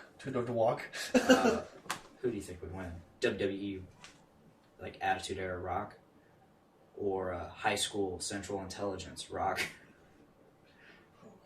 That's rough. That is rough. Singing in the high school locker room. I think I'm going with WWE. Yeah, I mean, you kind of have to. I mean, that's a really dumb question. Just because I feel like he would, the other one would get winded. I'm not gonna lie. Asthma, He'd get winded. I'm not gonna lie, folks. I asked that purely for entertainment purposes. I apologize. I was really just going for shock value there. Oh yeah, definitely Central Intelligence Rock. Yeah, but who is a fucking monster still? Yeah, dude. Like that's post Fast and Furious Rock. So, but I'm just saying, like, these training methods. Like, whoever thought that fucking Chuck would get huge? Whoever thought Zachary Levi, the guy that played fucking Chuck, would get jacked and play a superhero? I sure as shit didn't. I mean, I feel like a lot of that's the suit. but because have you seen him in it's talk very shows recently? No, I haven't. He's in good fucking shape. Oh, I absolutely believe he's in shape, but I think a lot of that suit is exaggerated. I don't know, man. Exaggerated. Like I said, he looks fucking real good in just a suit. Oh, I guarantee he does. He says that he's gotten really into weightlifting now since doing the role. He like does it. He says it's like, addicting. He says he's like, I do it 6 times a week, or A day. I do it 6 times. In the or do it 6 days a week. He's like twice a week or Slow twice the a fuck day. down, Joe Rogan. Jesus. I'm fucking dying, bro. But yeah, like John Krasinski. Who'd have thought fucking John Krasinski could have got fucking Jack for fucking Jack Ryan? Yeah. I've only watched one episode. I haven't watched any, but I saw the pictures and I was like, Jesus Christ, Jim, what you been doing? That first episode, insanely boring. Really? Until the last 10, 15 minutes where all of the action takes place. John Bernthal as Punisher. Yeah. That's a good one. Yeah. Like, there's plenty of actors you can keep naming that you're just like, I would have never thought they could get, this fucking beefy. Like, Jake Gyllenhaal, he's one of those actors that does that up and down. Look at him in Southpaw, though. Yeah. For the love of shit, he's ripped. Yeah. And then he goes to what? Nightwalker is what it was called or something? Or Night Stalker? Nightcrawler. Nightcrawler. And he looked like he was on fucking crack. Like he looked like he was struggling. Just to fucking walk. Michael B. Jordan. That's another great one. Monster. Yeah. Total monster. So, there's these actors now that, like, they look like legitimate athletes. Yeah. That shit didn't exist in the 90s. I know. Look at 2001 X-Men. Yeah. Hugh Jackman as Wolverine and X-Men is just like... Don't get me wrong. He's in shape. But look at him in fucking Logan. Yeah. Like, it's ridiculous. He's supposed to be an old man in that one. And he's more jacked than he was in 2000's X-Men. I love the evolution of the Hugh Jackman Wolverine. Just because, like, every movie he just gets more and more jacked. And it's supposed to be like, wait... weren't you in, like, super... whatever. And then you look at him in Days of Future Past, and he's just, like... He is the definition of monster. The very first scene when he goes back in the 70s and gets shot. Yeah, he's in the 70s and, like...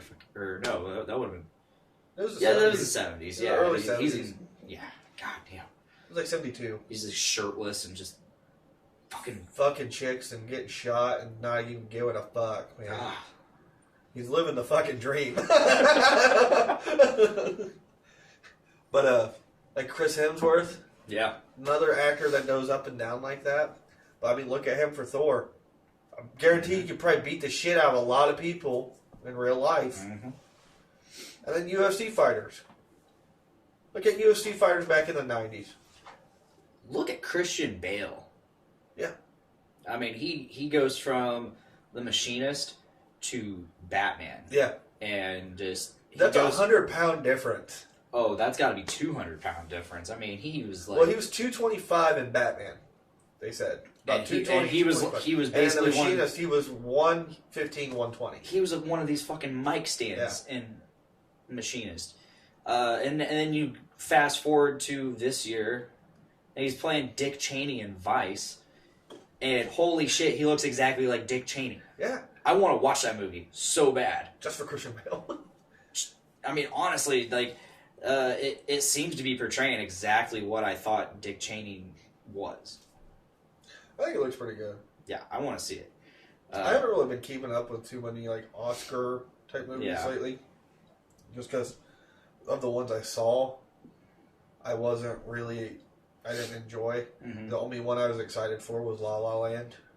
That was a couple years ago with Ryan Gosling and Emma Stone. Yeah, I wanted to watch that. I love that movie.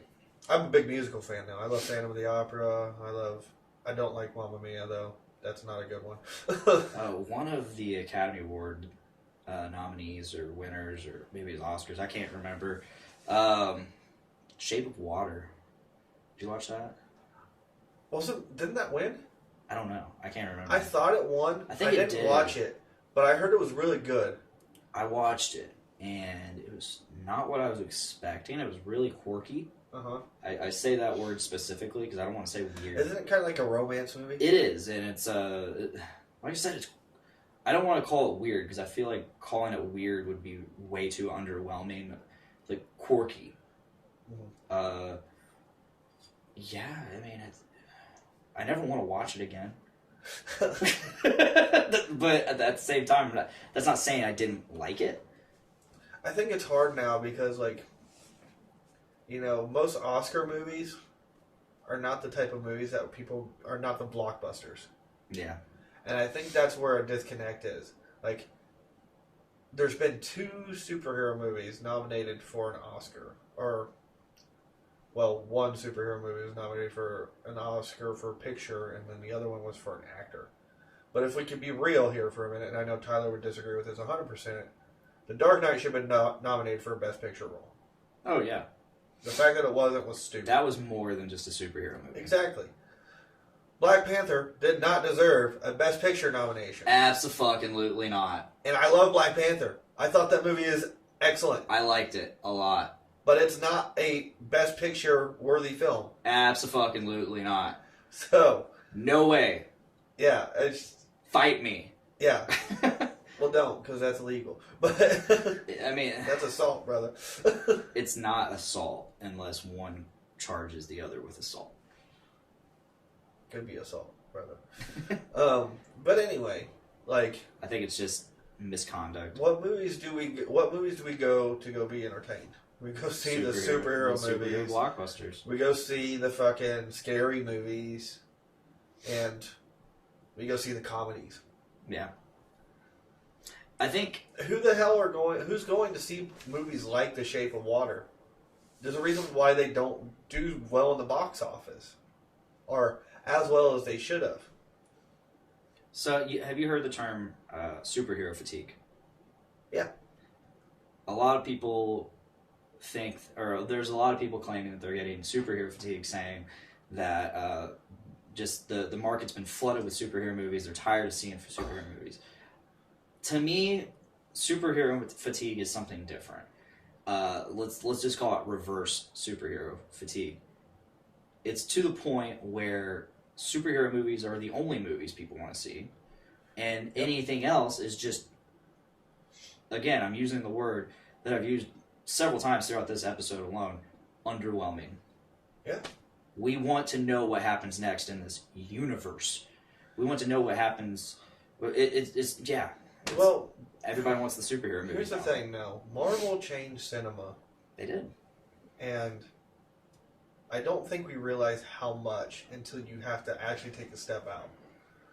Like, we're approaching, at the end of this week, a 20-film single story, essentially. Mm-hmm. Like, there's tiny subplots that fill it all out, but we have been working towards this for 11 years. Yeah. Other films have kind of done something like that. I mean, X-Men. Well, Star Wars. Star Wars, yeah, obviously. Basically any movie with a sequel. Yeah. But not to this grandeur. No. And not so cohesively. Yeah. This is cross, not genres, but, there's so many characters at this point. Normally, like, with Star Wars, we were focused on Han, Vader, Luke, Leia, and then maybe Lando? Yeah. And then we had some minor character like Yoda in there. Because Yoda wasn't a major character. He wasn't a major player. Not even the Emperor was a major player. We didn't meet the Emperor until episode 6 at the very end. Yeah. So, but with Marvel here, we've had, how many, main character superheroes do we have? All of them? So we have Guardians, which is 5. Yeah. You could say Mantis, so maybe 6. Yeah. But, Iron Man, Hulk, Thor, Captain America, then you're supposed to care about Scarlet Witch and Vision. Yeah, they're minor characters. Black Widow, you legit have well over 10, 15. Falcon, Winter Soldier, Yeah. Black Panther. Ant-Man. Ant-Man, Wasp. Black Panther. I don't know if you said that already. I just said that. Okay. But I mean, Spider-Man. Spider-Man. Yeah, I mean, like the cool thing is like the way they've been able to do it. On top of just the fact that they've got some of the best minds able to do it, but they treat it kind of like comic books. Like every one of those movies is maybe a couple comics worth of fucking story. And that's just those things. The comics just keep going, and those are kind of all interconnected. Within a universe. Well, that's what it's supposed to be, and I really think the MCU's done a good job. Like, have they had a little bit of like blunders here and there? Yes. The Iron Man sequels were not the greatest. I haven't seen Thor: The Dark World, but I've not heard good things. It's worth a watch. I'd watch it, but I hear it's not. It's not my favorite. Not anybody's favorite. I will say this: upon rewatching it, I think it's better. It's kind of like Quantum Solace. Yeah, definitely. I remember the first time I watched Quantum of Solace, I was like, "This movie sucks." Yeah. And I rewatched it, I'm like, "This movie is great." Yeah. No, it's the same exact way. I don't think it'll. I don't think compared to Skyfall and stuff. I don't think Spectre will do that. Spectre is not that good. No, it was Spectre's not. Kind of blah. But anyway, like after Skyfall, you don't need another movie. Spectre was you just didn't need it. Yeah. But so you have like Marvel changing cinema to where, like what you said, we are kind of expecting at this point grand plans that we're supposed to see. Mm-hmm. Like, how many people are so disappointed now that they're not after credit scenes for fucking most movies? Yeah. Like there are sometimes I go into a movie that like is obviously part of a series or something, and I kind of want to. I'm like, should I stay? Well, I mean, I'll point out an example here. I went and saw the Power Rangers movie up in Chicago with some friends. We heard there was an after credit scene. We watched said after credit scene, and then it goes to proceed to the following credits. After that. Yeah. And we're like, do we stay and wait and see if there's like another one, or not? So we're looking all over the internet to see if there's another one or not. We can't find it, so we just stayed the extra 5 minutes, whatever it is. And there's nothing. Mm-hmm. Why did we stay? Because fucking Marvel has it ingrained. We're conditioned that we need to fucking We are stay. conditioned. So, no, I agree. Like, those are the only movies that people want to go see, and if people are saying, "Oh, well, I'm bored of them," why are they each making over $1 billion? Yeah. Like, maybe DC ones aren't, but the past few have made it close. It's just a simple fact that Captain Marvel just hit over $1 billion. Mm-hmm. Superheroes rule, or they dominate the box office. Yeah, they just do it. I mean, we're trying to go back to like the classic styles of like King Kong and Godzilla, but I don't know if that's going to work. Yeah, they're trying to create a universe there. Like, I think that'd be cool. Don't get me wrong. I think that'd be really, really cool. I mean, they're doing it. There's no. I mean, if it's King Kong done the way that I saw the film theory people on YouTube do it, and they make it to where King Kong was literally like designed by the U.S. government to fucking fight Godzilla. So that doesn't. They are. If you've watched Kong Skull Island, you know that's not a thing. I know. Which I would say it'd be. That's why I think it would be much cooler though if it was that case. You know. See, they've already kind of created this whole backstory for why they're here and like why they exist and all that, and I think it all ties in together. Like it's there. I think the universe they created, while they're not exactly the greatest movies. I think it's cool. If you're a fan, it's cool. You want an underrated great movie? Peter Jackson's King Kong. I mean, if it wasn't like 5 hours long, and kind of slow at parts. I remember the only time I've ever watched that movie was at your house.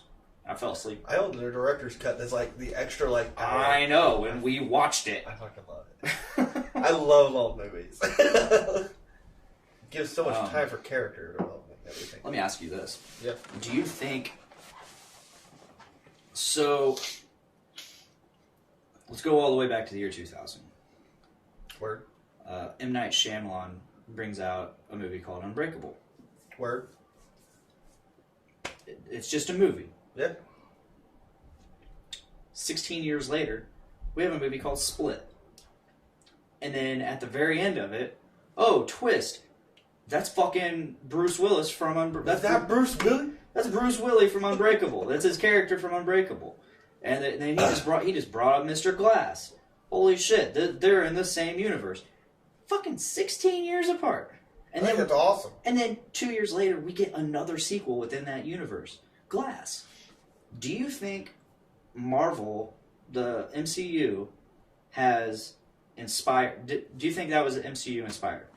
Do you think... Absolutely. Do you think they're... Like, M. Night Shyamalan was like... I don't think M. Night Shyamalan... I could do this. I don't think... Here's the thing. I don't think directors think that way. I think directors literally just think of the next project that they can do. Mm-hmm. Do you think somebody else was like... I think that's a good executives idea. Yeah, and then like... Yo, think this way. Let's make a universe out of this Unbreakable shit. Cause, now, he might have already had the decision to do Split. Yeah, and then somebody decided to tie And then I wouldn't be surprised if when he's like presenting it, they could say, what could we do to make this like relate to Unbreakable? And he would be like, and he was probably like, what the fuck are you guys talking about? Because the whole premise of Unbreakable is real life superheroes. Yeah. Split, you don't really get that vibe. No. It's a horror thriller. Yeah, it's supposed to be like a horror thriller movie. Until the very end. Yeah. Then you're like, holy shit. Well, like, shit, the entire movie, you're sitting there thinking, okay, he's just a psycho with, like, multiple personalities. Yeah. And then, out of nowhere, like, the fucking one personality, they're talking about the whole movie. The Beast, right? Yeah, the Beast. He is, like, legitimately a monster that can do all of these incredible feats of strength. Yeah. And all that, and you're like, oh, shit, what the fuck? Yeah. So, I mean, like...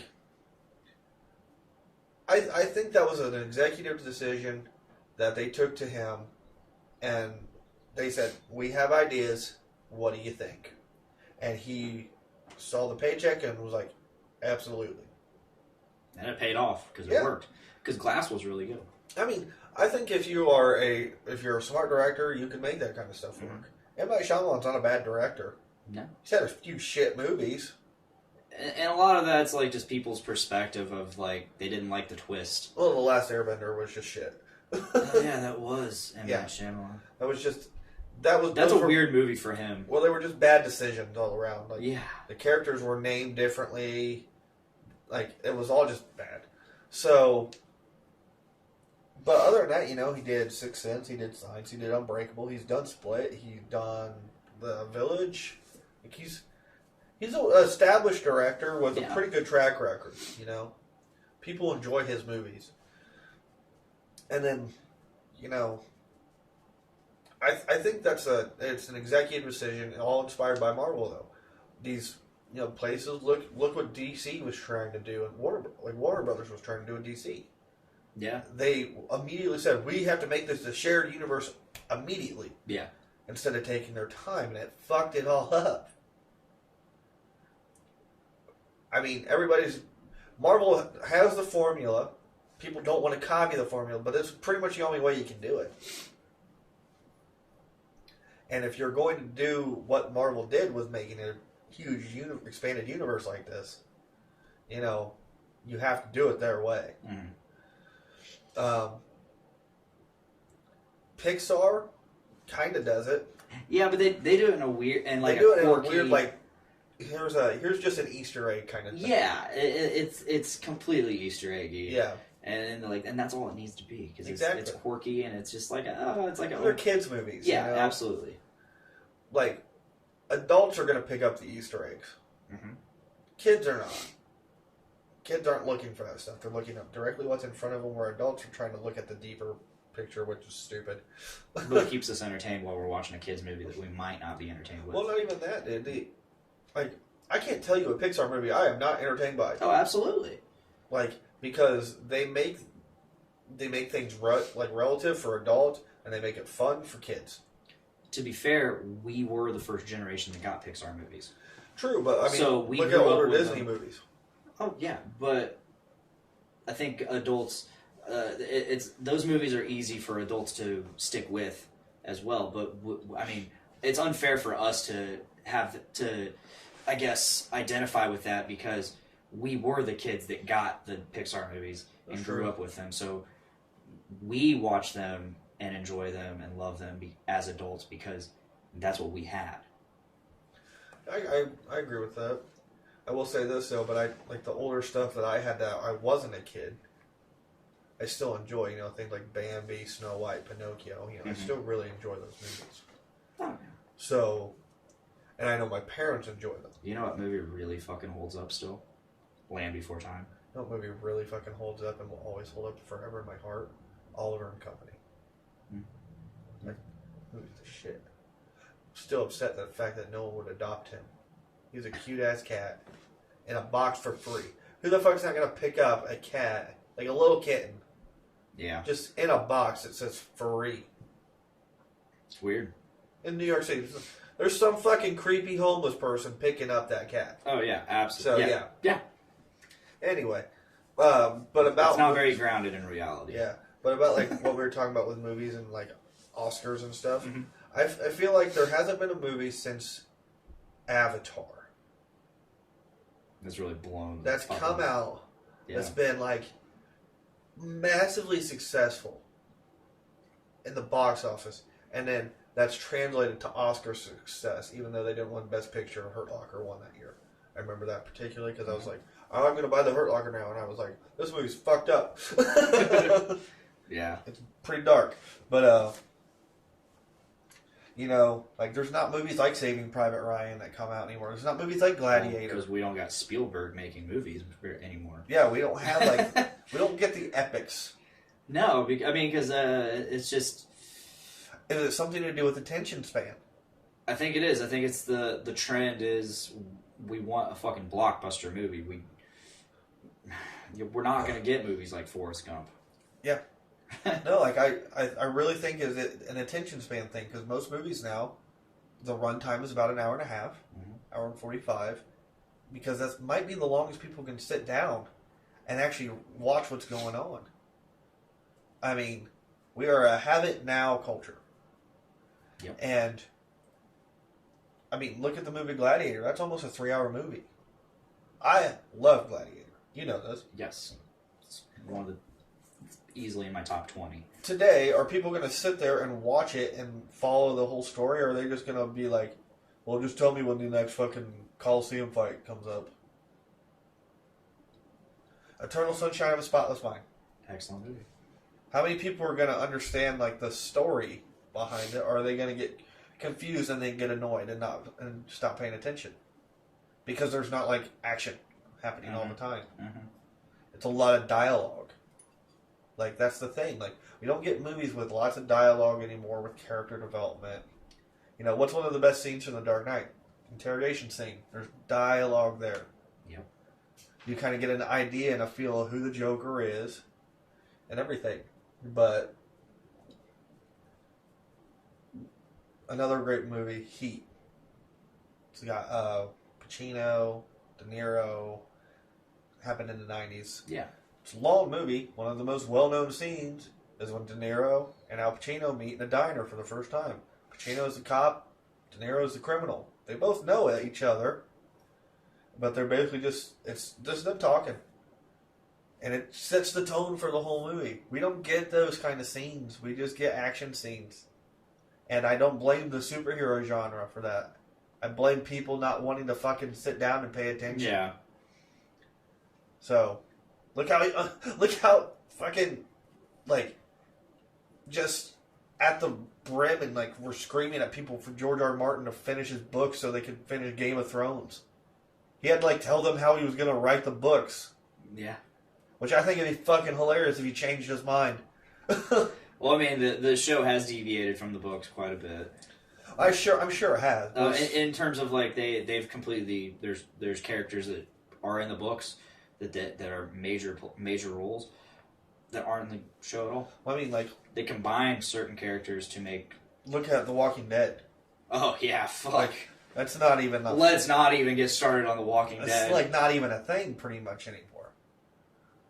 And yeah, like I loved The Walking Dead. I have watched maybe 3 or 4 episodes of this season. I need to watch season 8 still. Yeah.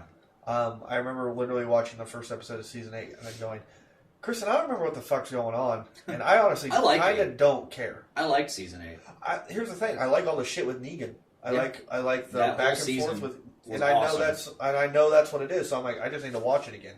But now I'm like, oh, I've got the first 4 seasons of Game of Thrones. I'd rather watch that. So yeah. So moving on, I got one more thing I want to bring up and talk about. I don't know how long it'll last. Okay. My throat kind of hurts, so. Yeah, okay. I want to talk about fan theories. And I'm not talking about like any specific fan theory. I'm just talking about the actual subject of fan theories. Like, love them. yeah, I do too. It's as a fan, we all do it. As a fan of anything, we all do it. Like we do it with You Star speculate. Wars. You speculate what's going to happen. Like these things that we're super hyped for, like Endgame, like Star Wars Rise of Skywalker. Well, here's the thing. We speculate. You look at these fan theories, most of them turn out better than what we actually get, too. Look at the Jar Jar Binks theory. Oh, fuck. Don't even talk about What are you talking about? That was fucking amazing. Darth Jar Jar. How awesome would it have been if that was true? It makes the Jar Jar character better, but that doesn't make it more awesome. Bro. It makes it so much better. This is what brought up this subject. A lot of talk at work has been involving Game of Thrones and this final season, almost even specifically this next episode. Yeah. I've seen a lot of stuff on Reddit about it that I'm trying to avoid. It's just we're all trying to speculate. Oh, how's this prophecy that we've been talking about for seasons now? Yeah. How's this going to turn out? Like, how is that going to? Can I ask something real quick? How's that going to translate to the actual show? Has winter come? Winter is here. Winter Okay. came, I think, a season ago or 2 seasons ago. Okay. And then there's like, oh, who's going to die? Who's going to sit on the throne? All this and this and this and this, and it's just like all the speculation, all these fan theories, and I'm just sitting here listening to them all, and I'm like, man, yeah. I mean, maybe like I don't want to sound like I'm jaded, but like I'm sitting here like, man, that, and I'm to the point where like if I hear something dumb, I straight up say like, nah, that's stupid, Yeah. and it's just like, to me. I like to stay very grounded in reality, and by that I mean if I'm going to make a fan theory, I try to examine the actual reality within that universe. Mm-hmm. Like I try to keep any theory I have is grounded in that universe's realities, laws, rules, all of that. If I examine a character and their personality and traits, what they would do, what they wouldn't do, and if someone comes at me with a theory, I'm like, oh, they wouldn't. That makes no sense. This character would never do that. Like that character's rule set does not allow them to do this. Yeah. So like a lot of the time when I'm listening to people talk about their theories, I'm just like, man, you are really reaching. And those are the fan theories that I fucking hate, are the ones that are just absurdly reaching. I hate those too, and but it's just like... There are some that are so well put together that when you sit there and you like look at them and you're like, you maybe catch like 1 or 2 things that are pretty minute that could put a damper on it. And then you get this thing, and it's not that at all, and the payoff isn't even as good as what that fan theory was. Then it's really disappointing, though. And I'll point out this one example. Yeah, okay. So, Dragon Ball Super, we've talked about it so many times on this show. And I've told you guys, I can't stand it. Well, in the Tournament of Power, specifically, is the one I can't stand the most, you know.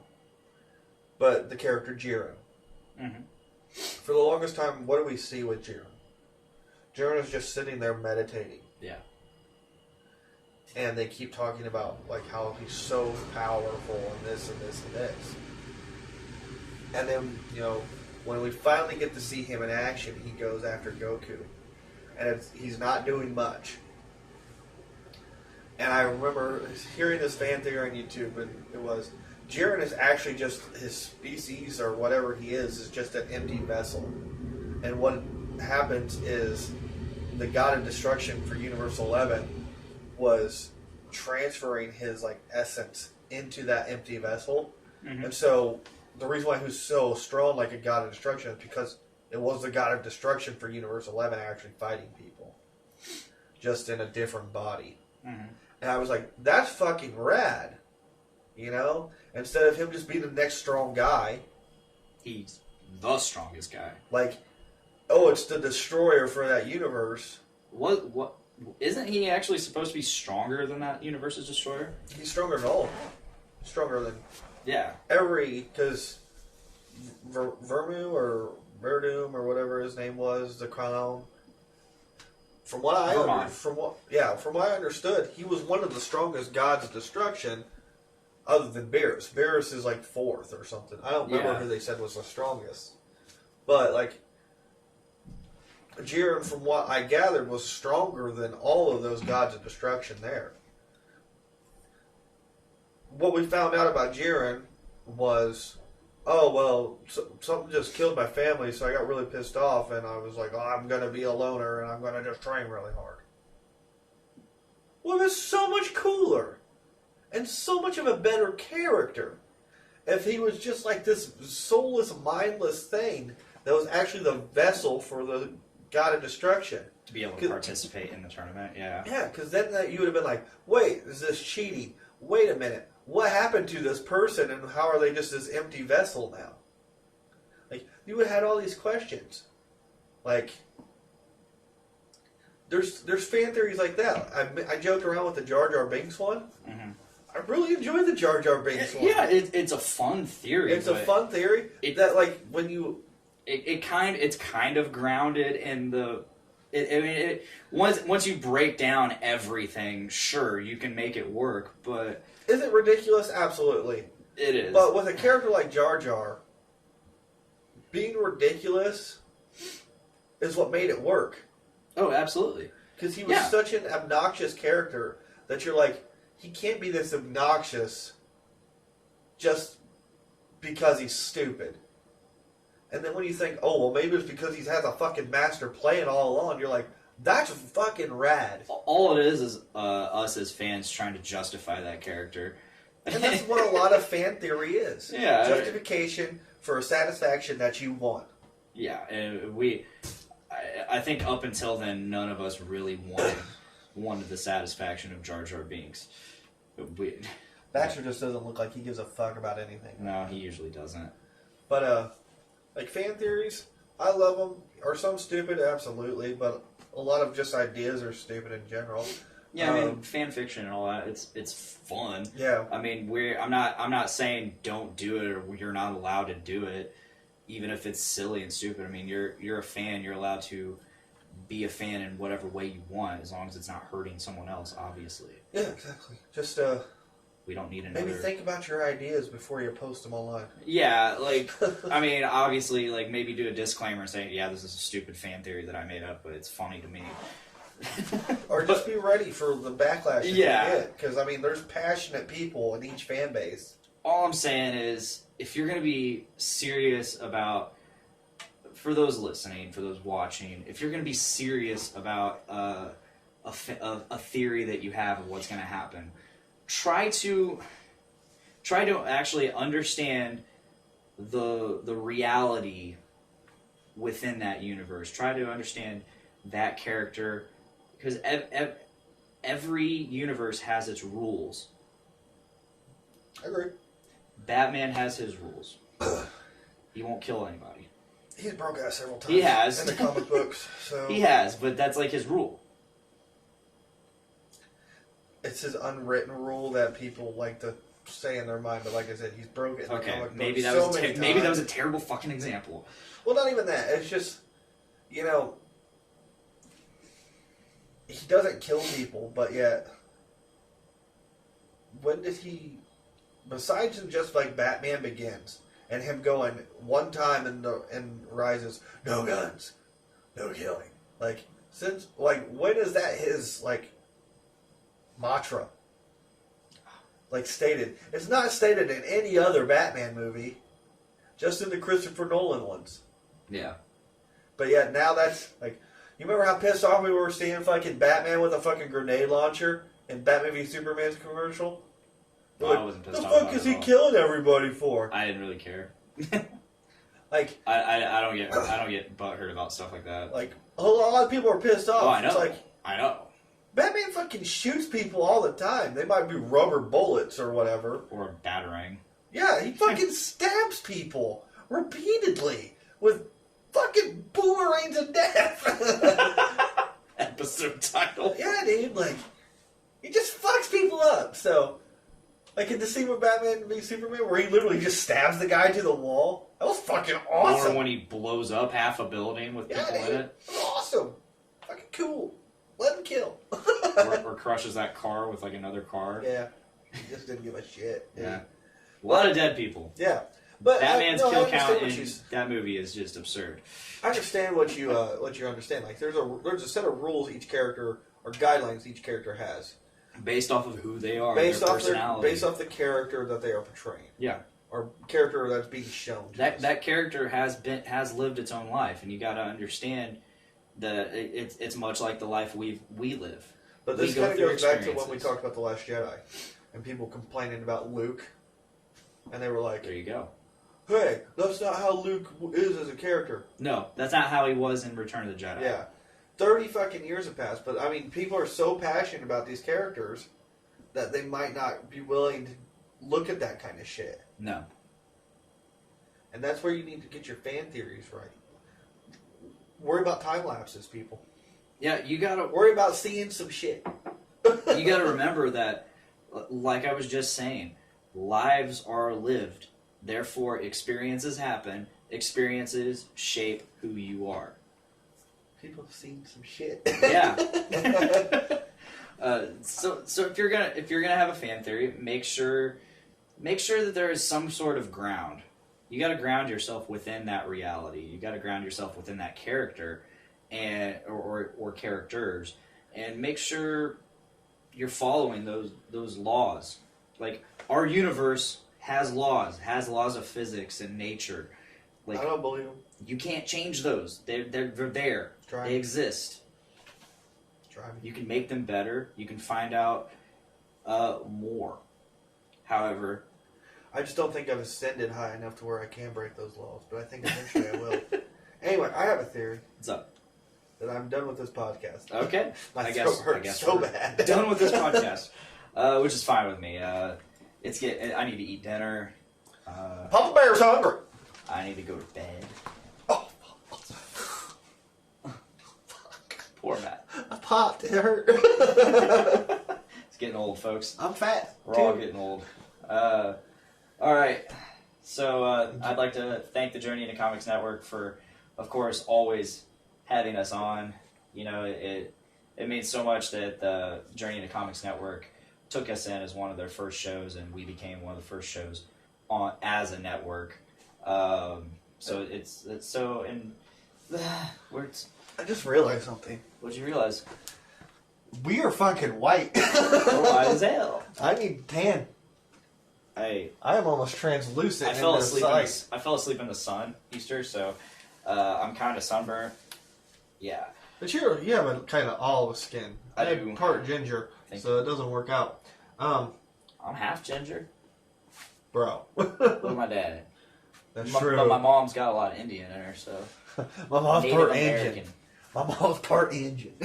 So thank you again to the Journey into Comics Network. You can check out all of the amazing shows by subscribing to Journey into Comics. Also, subscribe to us, Podcastrophe, where you'll get exclusive shows like Game of King Chair.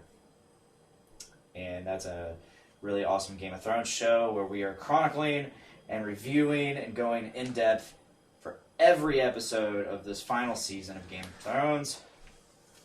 Yeah. You can't get it anywhere else now. So Yeah. be sure to check out Podcast Feed on our feed. Subscribe to us.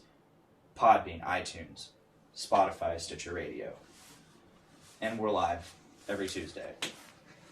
Every Tuesday. Every Tuesday, YouTube, Facebook, Twitch. Chill. Basically all the streaming things. Yeah. Yeah, we're there. Except for XSplit. But nobody cares about XSplit. Yeah. We're not there. We're not there. We're not there. We will never be there. Never be there. Except maybe one day. I don't know. I have no plans. Alright. I'm just talking at this point. Alright. Come to LaFiCon. Yeah, come to LaFiCon. Come hang out with us Saturday and Sunday. Or Yeah, it's going to be a good time. We're going to have a lot of people from the network there. What else do I gotta We'll say? be doing some live podcasts there. What else do I got to plug? I don't know. Oh, yeah, check out our Patreon. You give us money. We got different tiers. It helps the channel out. Yeah, helps us out, man. And You get some cool stuff. if you Not a lot of if you cool stuff, donate but stuff, some you can get some cool stuff, and we can even play some drinking games if you donate enough. Yeah, if you donate enough, I'll shotgun a beer. If you donate, if we get $50 worth of pledges, I will, I will play Edward 40 We'll play Hands Edward 40 Hands. live on Podcast Feed. If we get to 25, I'll just shotgun a beer. I've never done it before, and I'm holding out until we did it. So I've never shotgun a beer either. fuck it, Matt will do it too. I guess so.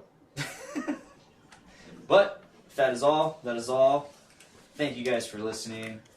Please make every day a big dick day. Bye, guys. Look how bad his eyes are. This are contacts, bro. No. Silly. Alright, I'm going home. Bye live feed. It's been fun.